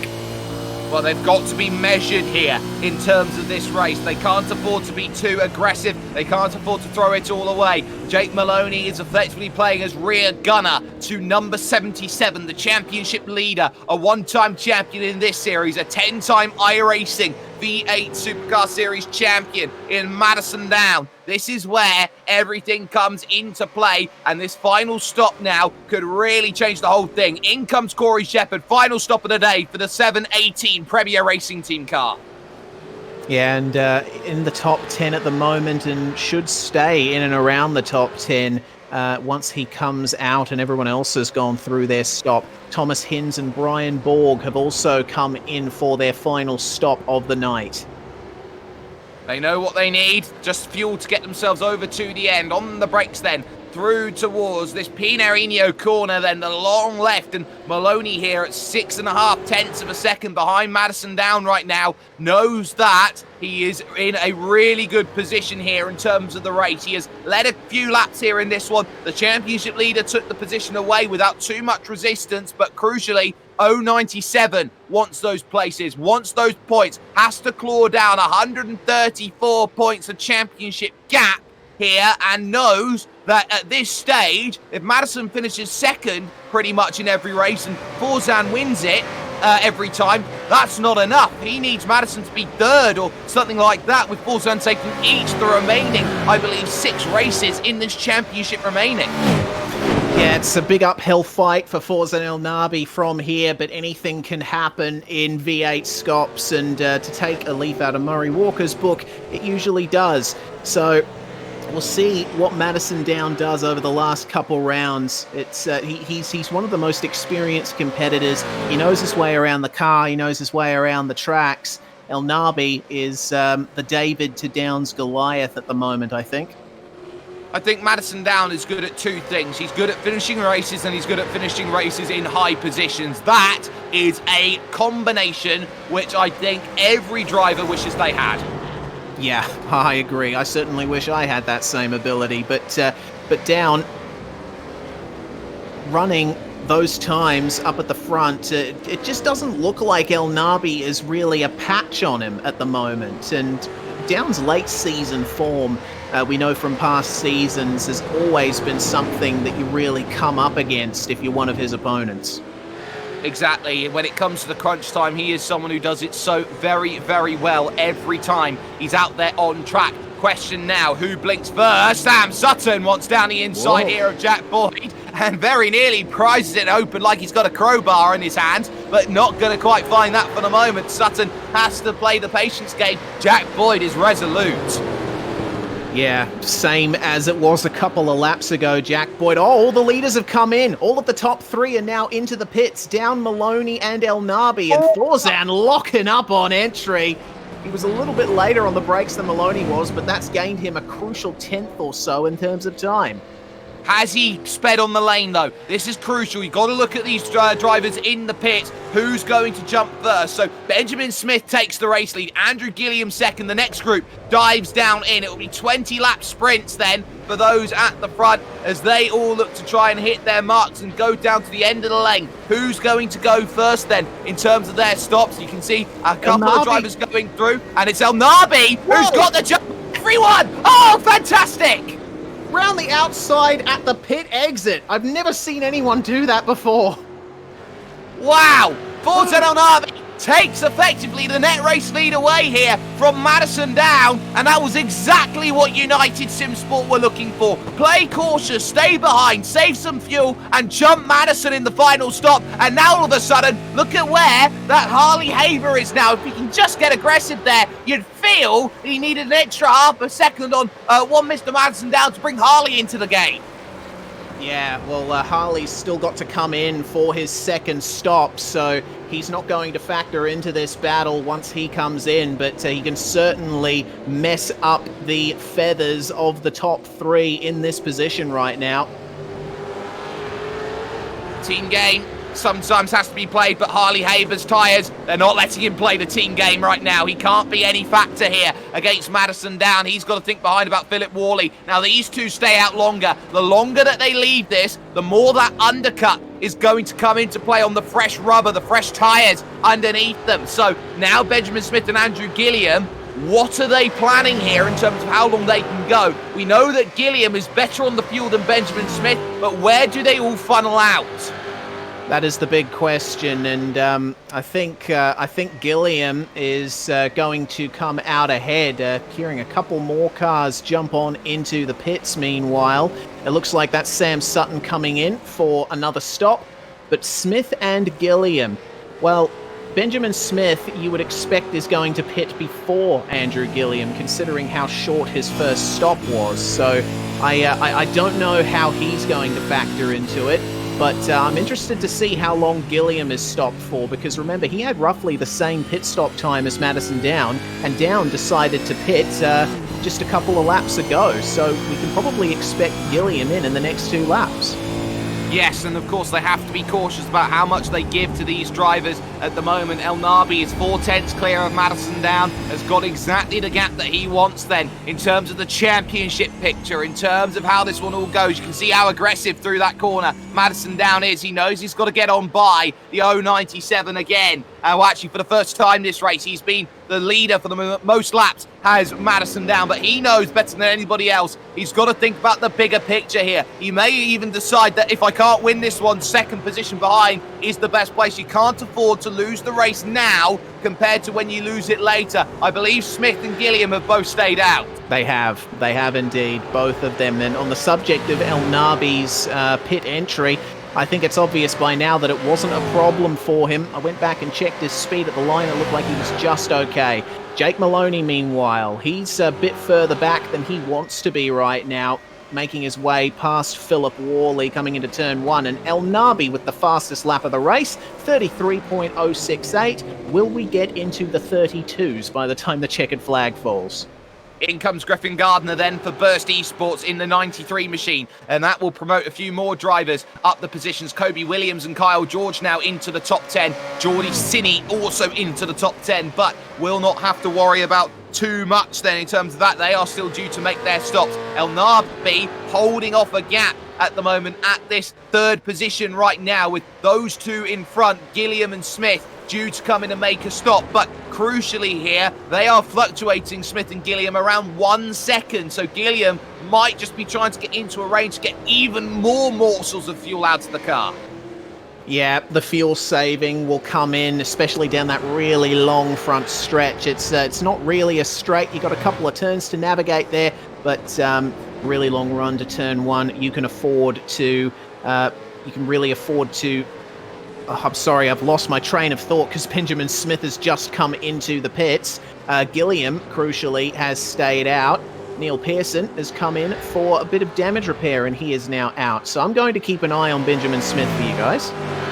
Well, we're on the leaders right now, so this is where Force and El Nabi is. This is where Madison Down is, and starting from 16th position, did anybody expect Benjamin Smith to be racing this one for the race win overall here as they go on through, hit the brakes, turn 1. Where is Smith in comparison? He's not going to be challenging these two at the front. He's not left his box just yet. I think he just has now, and that would probably put him behind Jake Maloney, and does so by a fair, comfortable distance.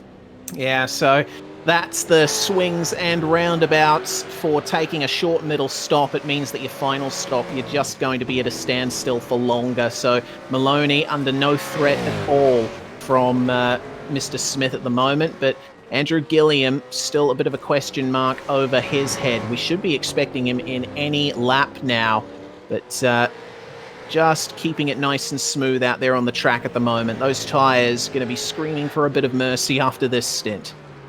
Absolutely, Andrew Gilliam, it has been a coming-of-age year for the 201. He has done so much this year to get his pace up. He's got 2 race wins in this series to his name, both of which came at Motorsport with some brilliant running. Is this the time to dive down in for 201? It looks like it is, and now this needs to be the perfect pit stop to try and chase down both Forza El Nabi and Madison Down, the 097 and 77, the 2 championship leaders going through Junsao. Yeah, and it looks like with them coming out of Junsao there, it might not be good for Gilliam. He probably won't be able to challenge too much with these guys. He's stationary in the box now, waiting to see Down and El Nabi come through onto the start-finish line. There they are in the distance. Gilliam still stationary in his box there over on the right-hand side, so that is the lead gone for Andrew Gilliam. He just gets going. Might he be able to beat Jake Maloney? No. But crucially, he's got the freshest tyres of anyone, and he can go and attack then when it comes to this. So, what is going to happen in terms of this battle for third and fourth? Maloney and Gilliam are going to be close, so now it's down to two at this moment. El Nabi and Madison Down, the two leaders in the championship, will be scrapping it out then for the race victory today here at the wonderful circuit of Interlagos. And dare I say, what would a caution do at this stage for Andrew Gilliam on those fresh tyres? Oh, yeah, goodness me. He'd probably be in the box seat if a caution were to come out, but it looks like everyone is pretty spaced out at the moment. We saw that initial run of chaos at the start, but I think the blown engines and such that we saw largely due to the knock-on effects of the turn 4 lap 1 incident. Yes, and we've seen most, if not everybody, dive down into the lane. So, in terms of where the minor positions are, Adam Briggs 6th, Damien Johnstone up to 7th now, with Brady Myers 8th, Jack Boyd 9th, and Sam Sutton rounding out the top 10. Here's Corey Shepherd, though. He wants 11th place now, and guess what? They have found a spare rear wing for Corey Shepherd because he's out and going again in 12th place. Excellent stuff. That car looks proper now, with obviously a little bit of a dent there in the right rear quarter, but he can resume his fight here with Griffin Gardner. He's got the top 10 beckoning for him right up ahead. There's Johnstone.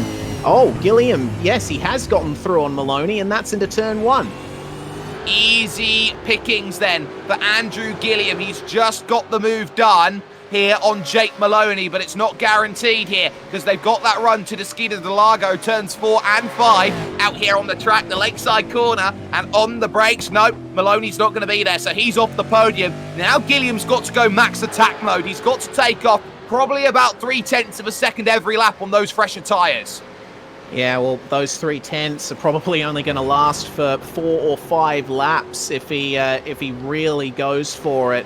And then the times may start dropping off. El Nabi and Down's times are looking to be in the mid to high 33s or thereabouts. They're keeping each other really honest up the front, though. So if they start fighting, start going side by side, and Gilliam still has some rubber available, then he'll be right in it.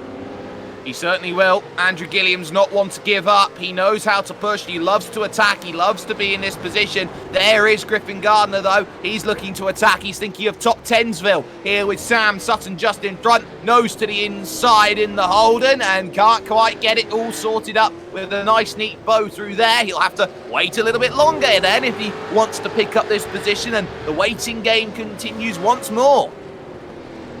Yep, just for a few more corners here for Griffin. Sam Sutton up there in 10th, and a bit of a wider line then into Mergulo.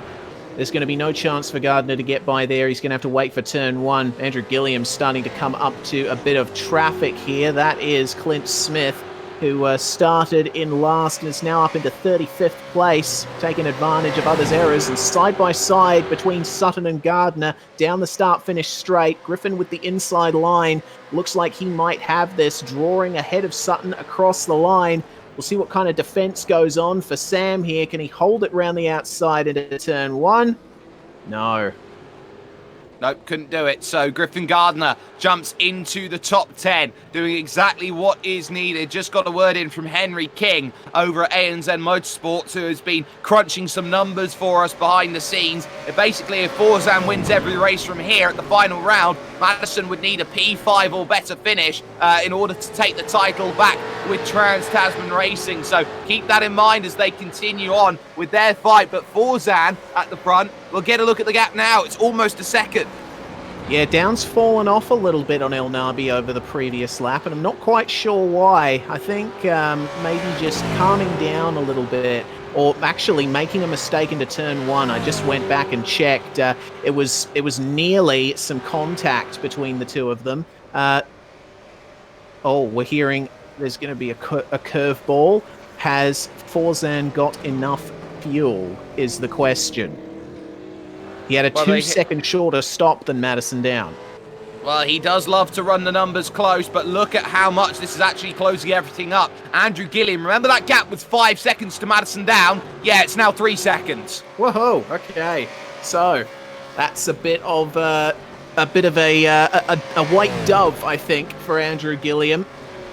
Seeing that there is land in the distance and he'll be able to make landfall on second. We'll have to wait and see. He'll want it, he'll need it, he'll need to do everything in his powers to try and close up that gap, because you bet your bottom dollar that when they see Gilliam closing in, they'll try and ramp up the pace. Here's another little scrap a little bit further down. The Harley Haber, 13th place, lucky for some, has Philip Worley there in 14th, wanting to try and pick up a position, pick up a move. And has he got everything that's needed? No, not yet, but Philip Worley would love that P13. That would be a great result for him today. Yeah, it certainly would, especially considering that he started in 23rd. Harley Haber has advanced 2 positions from where he started, so Worley obviously sees that he has a bit more to gain than Harley here, but keeping him honest through the hairpin section. Haber a bit later on the brakes, carrying the momentum. That's what is allowing him to stay ahead. Yes, and that's the key, just staying ahead, doing what's needed here. Harley Haber is a difficult character to try and get by, and Philip Worley, who's already been bitten today by an incident, will now need to try and find a way back through to get the simrigs.com DPR car up into that 13th place. That's just something to focus on from now, of course, until the end of this race. There are positions that are needed up and down the order here in terms of this field, and everybody has been working incredibly hard in this one. I think it's been a really, really entertaining race so far. There's Thomas Hinz, for example. He needs a place. He's trying to get past Kurt Stenberg for 17th. Yeah, and these two certainly good mates out there on track. Stenny and Hinsey, but it looks like Thomas might be a bit later on the brakes. He's got the inside line for turn 1, but just not far up enough on Stenberg to get the move done. It's really difficult to pick the braking point for turn 1 because you have to brake just a little bit later than you think you do, and the corner really tightens up on the exit. So Hinsey didn't take advantage that time, but he's definitely going to take advantage down here at Descida do Lago. Stenny still ahead by just a hair's breadth when they get to the turn-in point, but Hinsey on the inside, Stenny out on the marbles. That is the swap done. There's not much you can do there if you're Kurt Stenberg. Thomas there was like a tank engine going and making that one happen. That was beautiful, the way he got that done. Gap, though, between Gilliam and Down, it's now to 2.5 seconds here in terms of this one, and Stenberg tries to fight that one back, but can't quite get close enough to make it happen. But 2.5 seconds now, Gilliam to Down. If it gets to 1 second, now there's trouble station for those two at the front of the field. But for the time being, this mid-back scrap still has a few contenders on the back of it there. There is Andrew Gilliam. There's the gap. It's about 2.6 seconds right now, and he needs to try and close this down more. But he is running out of laps. See the counter right now? They're on 12 to go. It'll be 11 at the line. That it will, but the lap times from Andrew Gilliam have been pretty stonking at the moment. It's been low 134s for Down and El Nabi, a 33.8 for Gilliam, so he's still lapping just a couple of tenths of a second faster. In the lower reaches of the top 30, though, Brian Borg having some more adventures here. He's just gotten passed by Reese Keane and is going to have another passport on him by Emily Jones, who has had a very rough race here. In fact, most of these drivers having a bit of a rough time. Jones with the run down the straight. She's going to get it down here at turn 1. On the brakes, and nicely done, but Borgie is late there, just lifts off and tries to run around the outside here. So Emily Jones, Emery is going to defend it on the outside of 2 and holds the place against Brian Borg. Well battled by Emily and Brian there in the top 30 scrap that they've got at the moment. Andrew Dyson, who's not had the best race after the opening stages, will definitely want to get close enough, but ultimately not there at this moment. It's not enough just yet, but there will be time for these moves to happen. This is a 4-car scrap, and you know what? It's a simrigs.com sandwich, and like peanuts, butter and jelly, you've got a filling of Trans-Tasman Racing and Premier Racing Team. That you have, but it looks like the bottom slice is wanting to get up into the middle of the sandwich there. We just briefly cut away. Jack Boyd, another car that was formerly wingless and now has a wing. Got that done at the pit stop and still in the top 10, but he's got his old friends for company. Griffin Gardner is pressuring him now for that 9th spot. And in terms of lap times, well, Gardner has the advantage. Took 4/10 out of Boyd on the last lap. He certainly is. He's doing fantastically at this stage. Is Griffin Gardner chasing down Jack Boyd in the Synergy Sim Racing number 58 machine in pink, patented pink, is Jack Boyd. That's his colour, and he knows he's got to be very cautious about the way he goes on with this, and he knows he can't afford to leave too much on the table, but this top 10, it's all about holding on, and Griffin Gardner here is taking narrow lines in the Burst Esports outfit, trying to get as close as possible to attack. Yeah, trying to get as close as possible to attack, though, is one of the most difficult things to do around this track. The amount of corners you have to navigate around here, how they all flow into each other. You basically have to have your rest on the straights and then plan out the entire sequence of corners before you if you want to get an advantage. Griffin just easing up to the back of Jack through the slower sector. Oh, hello, Emily Jones side by side into, that is Ferradura. Side by side with Reese Keane, and Keane holding on really well up the inside. Can Jones fire it up the inside at the next corner? Yes, she can. Can she complete it? Oh, not without a bit of biffo. Bit of biffo, but the move not done. So well held, Reese Keane keeps Emily Jones behind, as that is also Dyson through on Borg, so it's a different type of sandwich. We forget about the Premier Racing team filling. It's just Trans-Tasman now, so it's effectively just a peanut butter sandwich. But at this stage, it's a case of what can you do here in terms of the battles right now, and what can Andrew Gilliam do? Gilliam has hit the wall. Oh, no. Not the wall. He's hit the cliff of trying to hit the next stage of trying to gain that weight. He's not Don't do that to me, Sperry. Goodness me. He's at the stage where he can't get any more time out of Down and El Nabi. Okay, I'm a little bit calmer now, but still, good point. Gilliam's last lap of 34.075, and that's roughly equal with what Down and El Nabi have done on the last lap as well. So, like I said, those tyres, they're only going to last about 6 or 7 laps on that stint, and now they've fallen off the cliff. They certainly have, and, well, Andrew Gilliam's got to find a miracle now. He's got Jake Maloney 4 seconds back, doesn't need to worry about that, and this is all about now mid-to-pack scraps at this stage. Look at the train behind Jack Boyd, and they're all fighting for a top 10. Gardner, Sutton, Shepherd, Haber's in there, Worley's in there, all of them want a top 10. How are we supposed to tell them that about half of them aren't going to get it?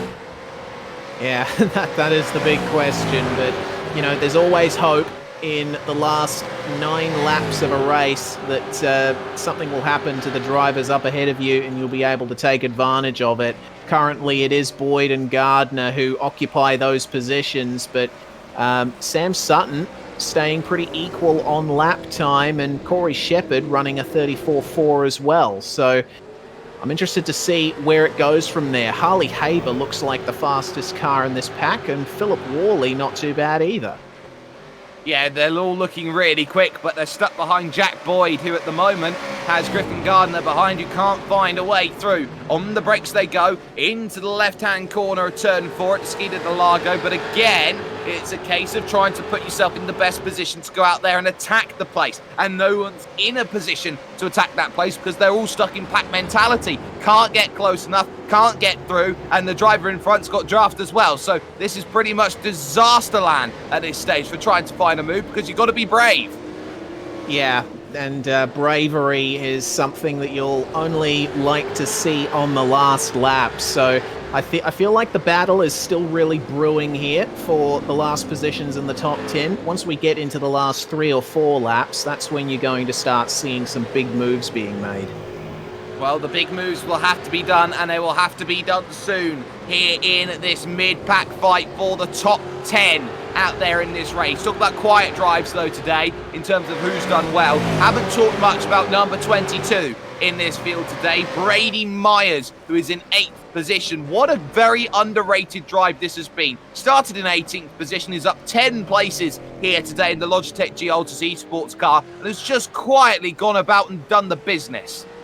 Yeah, he has, and he's overcome quite a few difficulties. There's obviously contact, considering the right-hand side of his car, and also the fact that he overshot his pit box on one of his stops. Considering all of that, to see Brady Myers in the top 10, it's a pretty good result that he's lined up for. Damian Johnstone, though, in 7th place. I mean, there's not much more you can say other than really good job, Damian. He's kept his car clean, and he is the biggest mover in the field. Started in 27th.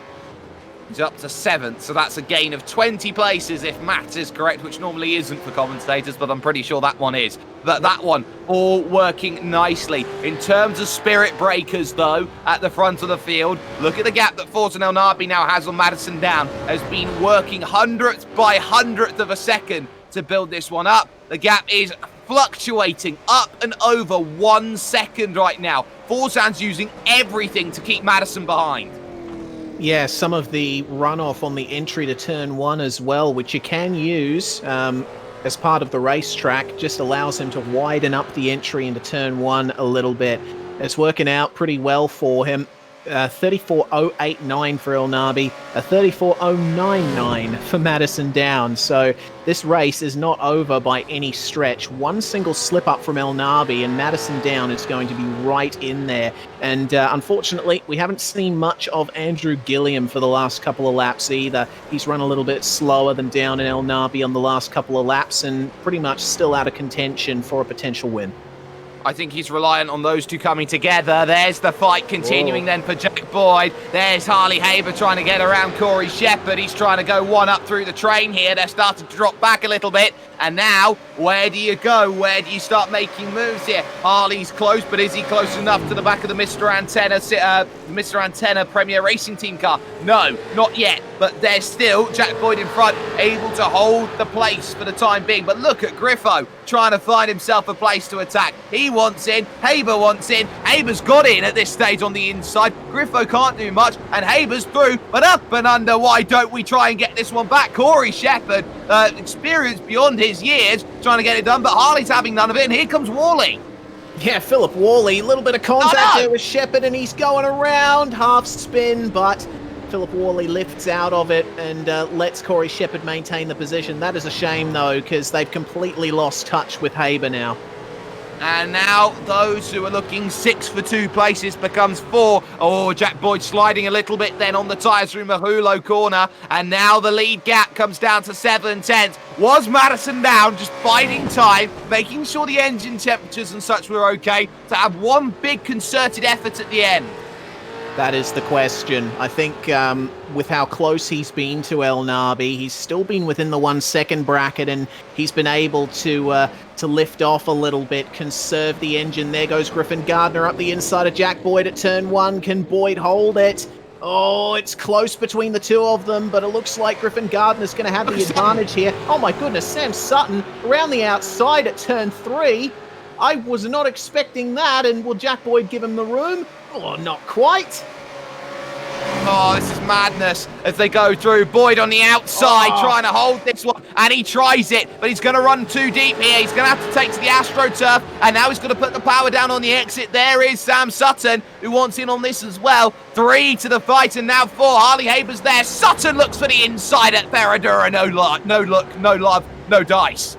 Well, plenty of dice for Griffin Gardner, though, because he has completed that move, and now he's finally up into 9th place, taking nothing away from Jack Boyd. I mean, that's one of the biggest defensive drives I've ever seen in Scops, but Madison Down on the headlight flash.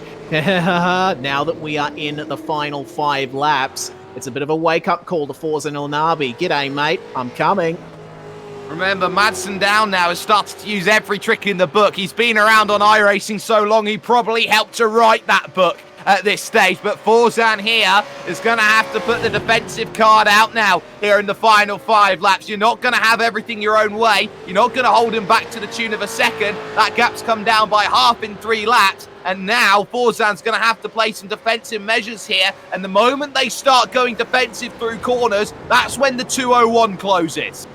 Exactly. Andrew Gilliam has lost the pace advantage that he had on the fresh tyres, but he's still within the range that if Elnaby and Down come together, he can potentially get up there into that first position. So now it's just waiting with bated breath to see who makes the big move. Madison is just lurching from corner to corner, chipping away at the gap that Elnaby has. I cannot believe what this race has come down to, and I'm absolutely loving this. It does it every time. Missed apex from Forzan there. He missed it by about a third of a car. And now Madison can attack up the hill, trying to attack this one, trying to gain some time. I don't think he's close enough this time to make the move, but he makes sure his presence is surely felt here as they go cross towards the stripe. 4 laps to go at Interlagos, and you feel now that one Mr. Elnaby here has got to be so careful on these brakes, hoping that he doesn't make one tiny look-up. Yeah, Madison was much later on the brakes coming into turn 1 as well. I was astounded that he managed to pull it up without locking the brakes, and now it's well within half a second between Down and Elnaby, actually 0.3 of a second, so Down properly on the attack. It's all about making it now. You either make it or you break it here. If you're the 097, if you're the 77, this is championship implications, as Mark Scaife would say. This is all about how do you get yourself to the end. This is about thinking of the bigger picture as well. Madison doesn't have to make this move today, but what a statement it would be if he did. Exactly. I mean, he's certainly got the capacity to, but if he were to make that move and come away with this victory, it would be well and truly putting his stamp on the Drivers' Championship. Of course, taking nothing away from Forzan Elnaby, I think this has been one of his best drives with a fantastic pit stop and going around the outside of the pit exit. I still can't believe he did that. But it's all come down to this between the two leaders. Madison Down into the draft now, coming down the front stretch. Elnaby with a slightly better exit, but with another headlight flash from Down. You can't see it, but I could. It's on. It certainly is. Madison Down trying to chase this one here. Does Forzan go defensive to the pit wall? Oh, you bet he does. He thought about it. He was in two minds, but goes back to the outside because Madison is not close enough on the brakes this time into turn 1. Good news about Interlagos, turn 4. That's the next place Madison has a chance to attack, and a small slide there from Forzan. And look at this. This is pretty much everything we expected here. Here comes the run. Forzan's got to go middle of the road here. Work out where do you want to go here, Madison. Not close enough to get that one done. There's 2 more opportunities after that. Yes, indeed. That's going to be coming up to Ferradura. If Down is brave, he can try and fire one up the inside here, but no, not for now. It's a third gear, ascending right-hander. But you get the exit right out of here, you can get a run and fire one up the inside into the S's section. You see Down just a little bit later on the brakes again. Later turn in, he is squaring off every single corner. Elnaby, on the other hand, taking narrow entries. He's really going defensive now. Oh, he's got to cover the inside because Madison's got to go to the outside, and now he's going to try it the Bico de Pato. This is really committed defending here. And this there is we go. Contact. Madison Down into the side then. And Forzan Elnaby, they hold it together through the corner. How did Forzan Elnaby keep it all there? And suddenly Gilliam gets within 2 seconds then of the race leaders. And this race suddenly becomes a 3-car scrap for the overall. Madison's still in range here to go and attack. Is he going to have a look into turn number 1? Potentially again. Forzan's got to defend this one hard to the pit wall. He does, but now he's going to shuffle him out to the outside here as they hit the brakes. Around the outside he looks, but not yet. 2 to go. 2 laps to go. And the leaders have made contact. Oh, I cannot believe this. There's so many places around this circuit where it can go so wrong for these drivers, and it's another spot that Elnaby's going to have to go defensive down here at turn 4. Down might be able to get it around the outside, but no. Elnaby covers him off just in the braking zone, but he's gone too deep. He's on the marbles. He's wide. Madison Down is now through and back into the lead of the race, and he's cleared him. Oh, disaster! Forzan now needs to go immediately on the offensive here. He's got to be aggressive with Madison down. He's got to unsettle him here in front, and he's got to try and do it ASAP. He's not going to get it here because Madison's half defending into this corner, and a little bump to the back then, trying to send the message here. I'm trying everything now to get this one back. Madison has forced the error out of Forzan Elnabi here. On the brakes they go, lap and a bit left. Wondering if Forzan is fuel saving as well. We had some doubts over his stop, how short it was, how much fuel he'd have to get to the end. Who knows? He might be running on fumes right now. Andrew Gilliam is getting closer and closer. It's going to be white flag, Sperry. White flag, 1.1 seconds, Elnabi to Gilliam right now. Andrew Gilliam has a hope and a prayer. He's got a chicken wing on a string if he wants to get involved with these two, the two championship leaders. And Madison Down, the championship leader, has the position that he wants to send an emphatic statement to the rest of the grid, the rest of the division. Through turn 1 and 2, no looks, but Forzan could have a chance into 4 here. Gets a good run, and now you feel if he doesn't get it done here, it's going to have to be unorthodox for Forzan Elnabi. Here's the chance then, and it looks like the gap, 0.3 of a second, is all that Madison needs at the moment, and slowly extending it then. On the brakes they go, into the left to turn number 4, to Interlagos, and Madison Down is clear there. Exactly the right point, the right time, the right pressure was needed to be applied from him, and now he's starting to think about, okay, are we seeing that checkered flag come the end? Elnabi up the hill. Now here's another braking zone where you can get it done. He's definitely not close enough just yet, but he's got to set up here the Pinarino corner. If he can get this one done, then this is ideal. But again, Madison picks up a 10th on entry here and says, you are nowhere near close enough to get this one done. So committed on the brakes, they've all three of them go. But I think this is down to, can you have one more good corner if you're Madison Down? It looks like it's all nice and dandy here for number 77 on the brakes, going through Junsao, and now the run up the hill. There's no more time, there's no more corners, there's no more positions, Forzan. That was your mistake, only yours. Yes, there was contact 3 from the line, but 2 to go. You lost that victory. Madison Down has just sent a statement message. You've got to beat me and then some to take this title from me. Madison Down wins at Interlagos. What a shame for Forzan. I mean, that was a great defensive drive from him, but ultimately that mistake at turn 4 is what cost him, and he is out of fuel. So Elnabi just getting it to the line as Andrew Gilliam completes the podium positions. We're going to have cars coming across the line here. Benjamin Smith holds on for a top 5, excellent job, as well as Adam Briggs in 6th, and Damian Johnston across the line for P7. That's celebration, and I think well earned. Definitely, to be up 20 places in the race, brilliant. Now, Griffin Gardner did get it done then on Jack Boyd over the line, and he gives a big slide to say that he's happy about it. Sutton and Haber to the line. That is Sam Sutton who picks it up come the end, and there's going to be a bit of biffo over the line then after that one, but ultimately is the motor replay. This is what Griffin Gardner did, try and celebrate, but this is Sam Sutton versus Harley Haber that we're going to focus on right now. So here's the brakes going through the left corner, and Harley got close. He actually tapped him on the back there, trying to pick that one up, but just didn't happen. It keeps going. Sutton forces him wider and wider still, trying to make sure which way you're going to go. Force him to the wide line, trying to make it happen. And there you can see Griffin Gardner just celebrating that one over the line then as much as he can. But ultimately, Harley not close enough. The line was just a few meters too early. Yeah, and they were making contact when they were coming to the line, so about as close as you can get between Sutton and Haber. But looks like everyone has crossed the line now. We've just got Madison Down now coming in on his victory lap. A well-earned victory for the championship leader.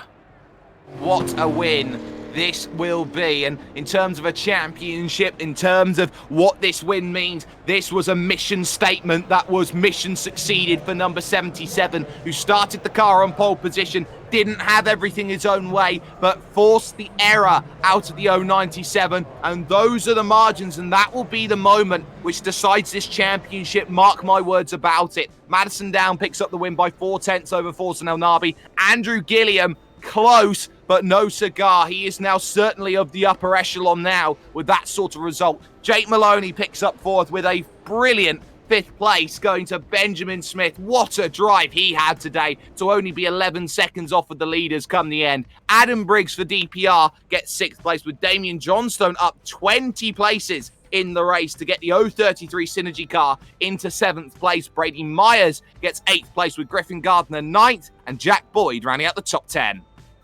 Sam Sutton just beat out Harley Haber to 11th spot there, with Philip Worley coming home in 13th. Great drive from him after starting 23rd. Corey Shepherd comes home in 14th. But Jordan Caruso will have been wanting better from that. Started in 7th, but only has to settle for 15th place after a messed up pit entry and a drive-through penalty for him. Tom Freer and Thomas Hens, 16th and 17th. Kyle George comes home in 18th, just under a second ahead of Kurt Stenberg and Geordie Sinney, who round out the top 20.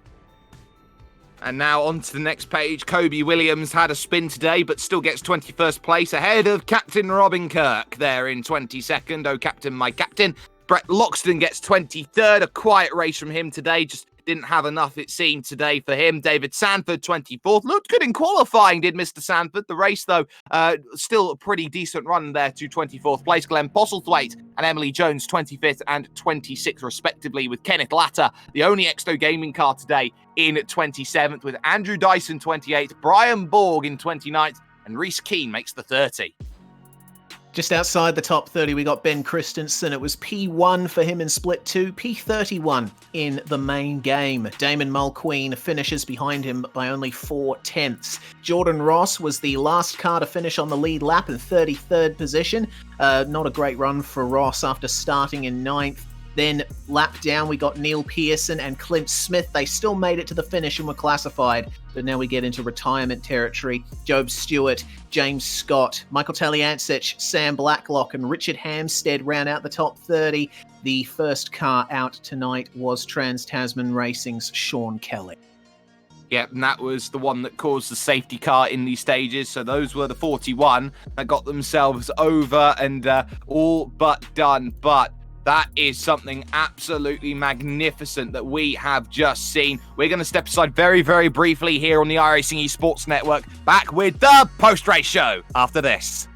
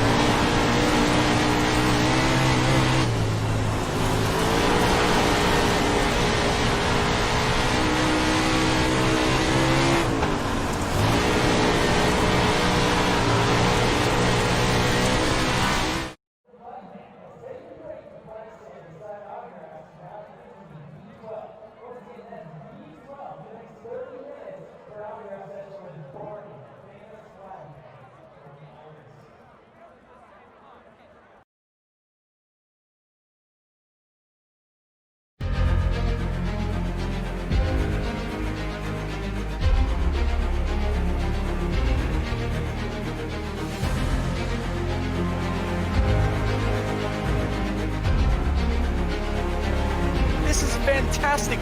This is GT racing right now. He's got traction. He's got rid of the outside of both of them. Maloney. Oh, he's taken Anderson. Anderson's up top. Oh my God. Oh, big crash. Oh my goodness, half the field's going to get rolled. Second very close. These guys are going to want to make their way through the field very quickly. This is it! This is over! I can't believe this! Oh my God! God, what?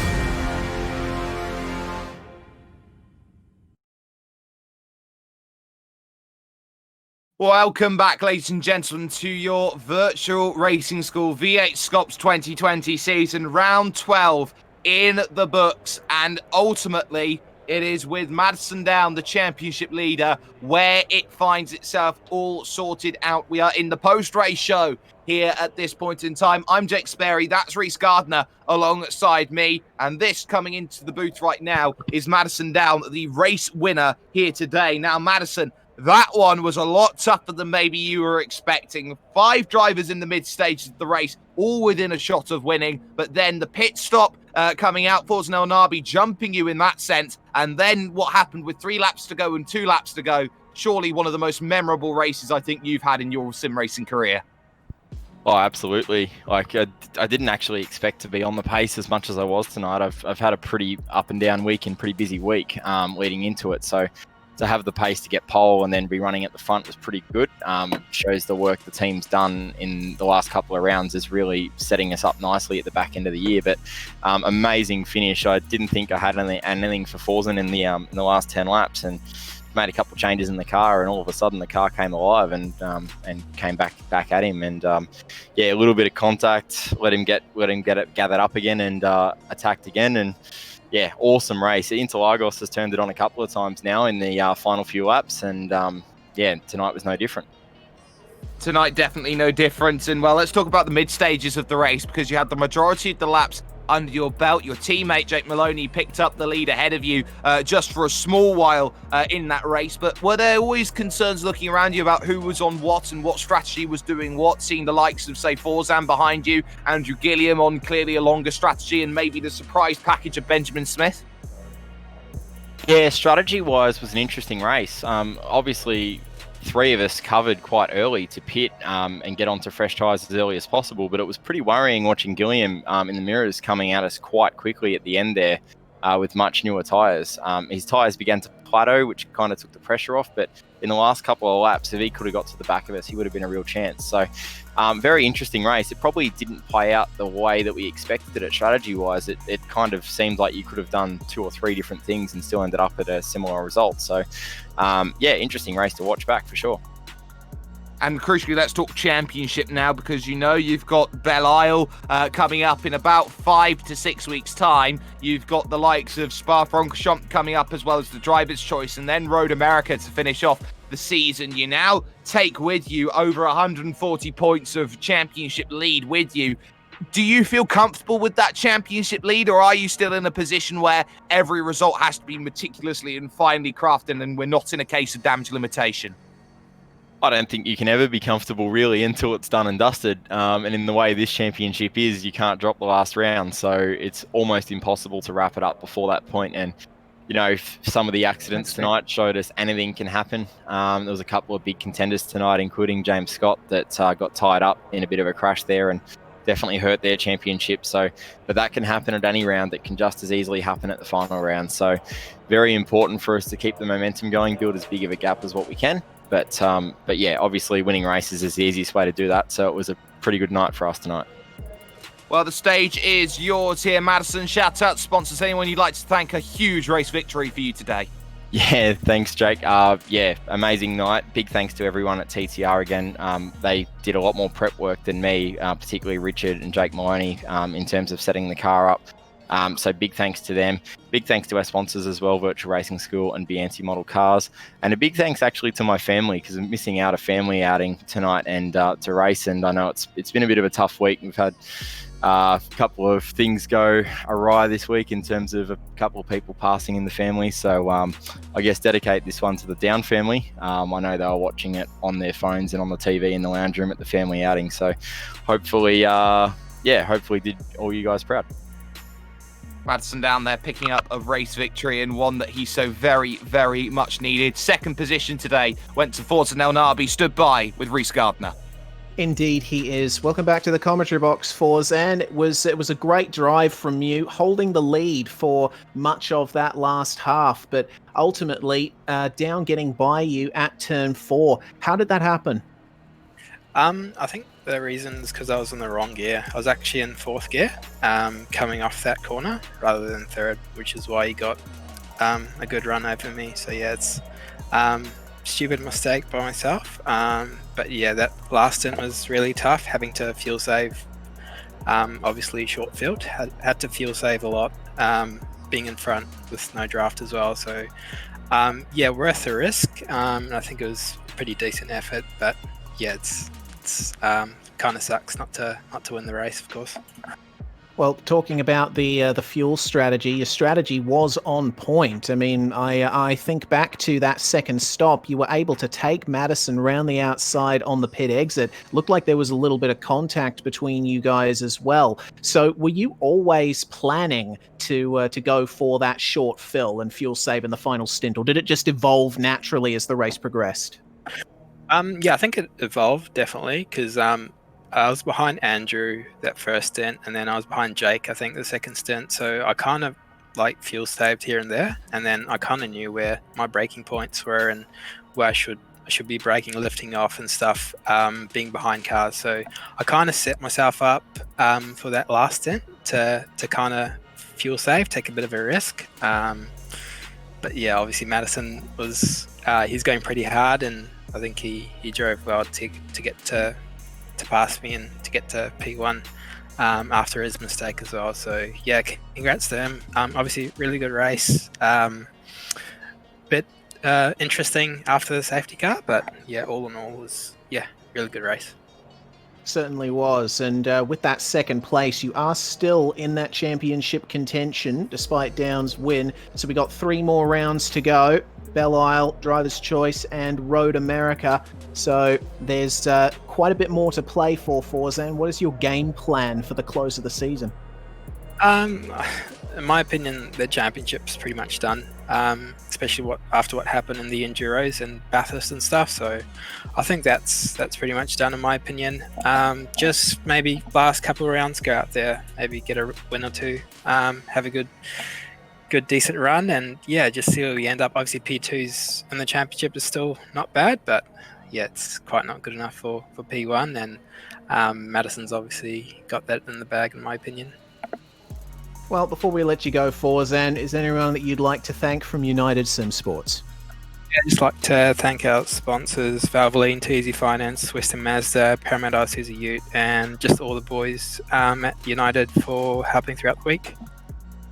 Forzan El Nabi there, second place in this race here at Interlagos, and Sperry, the final driver we're going to look at tonight, Mr. Andrew Gilliam, a very strong third.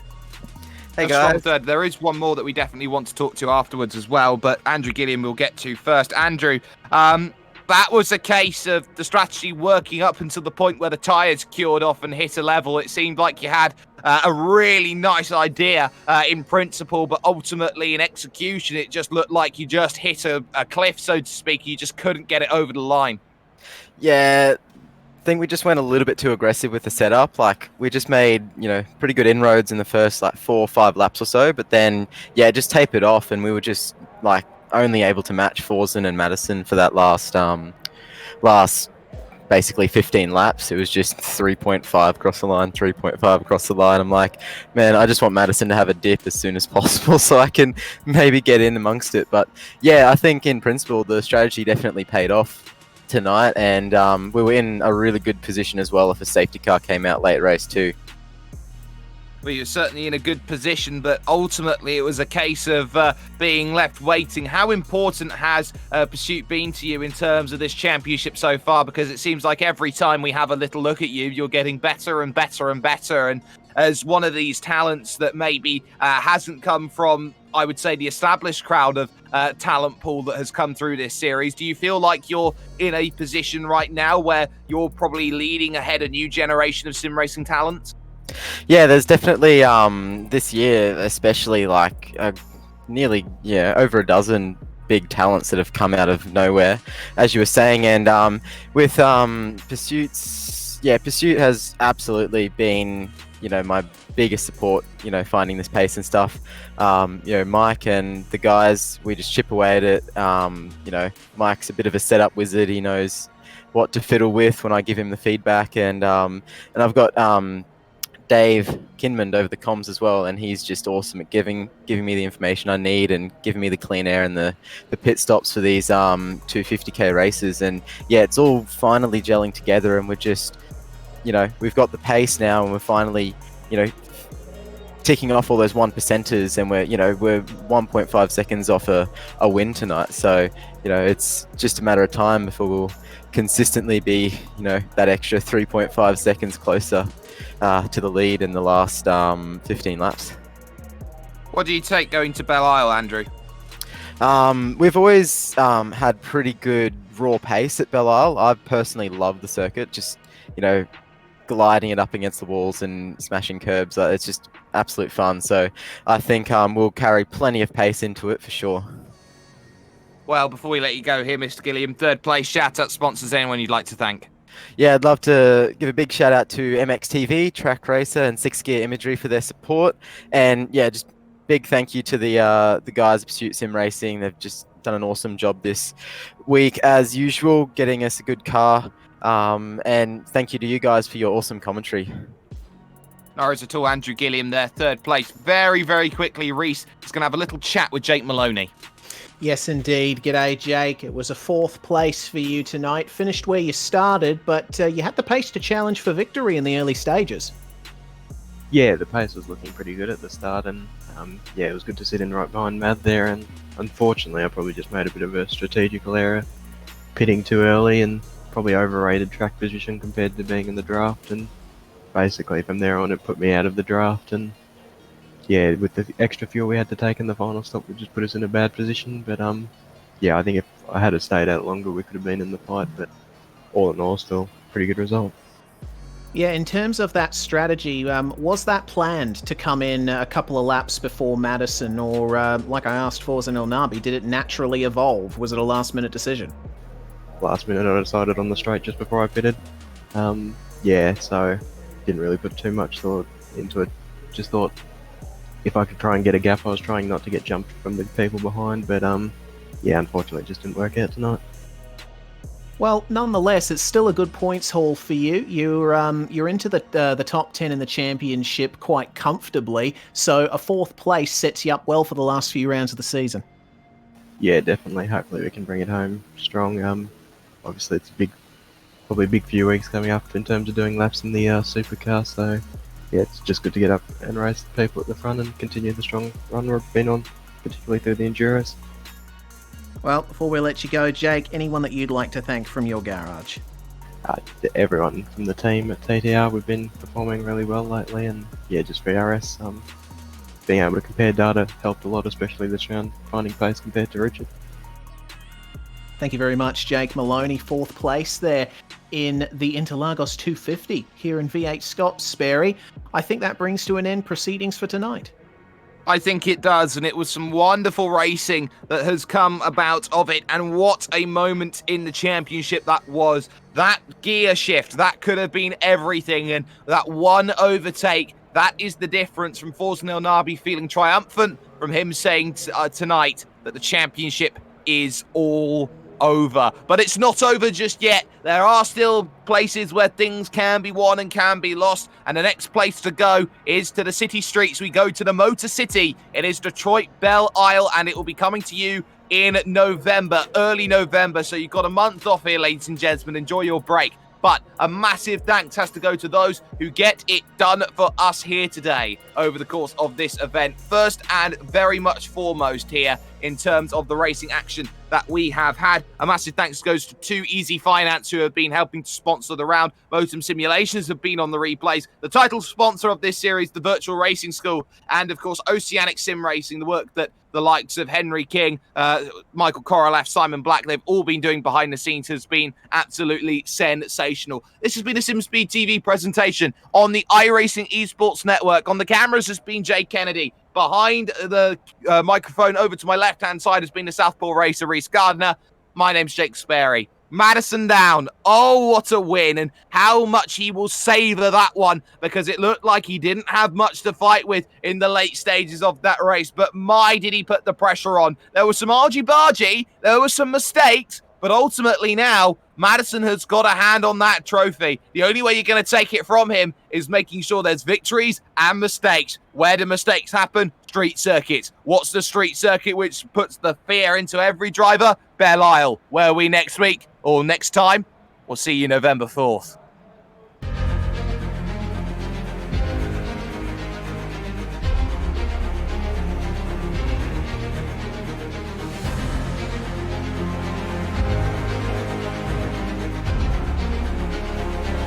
This is fantastic. This is GT racing right now. He's got traction. He's got everything outside of both of them. Maloney. Oh, he's taking Anderson. Anderson's up to him. Oh my God. Oh, big crash. Oh my goodness. Half the field's going to get rolled. Second very close. These guys are want to make their way through the field very quickly. Oh, there we go. Oh no. That's massive. This is it. This is over. I can't believe this. Oh my God. God, what?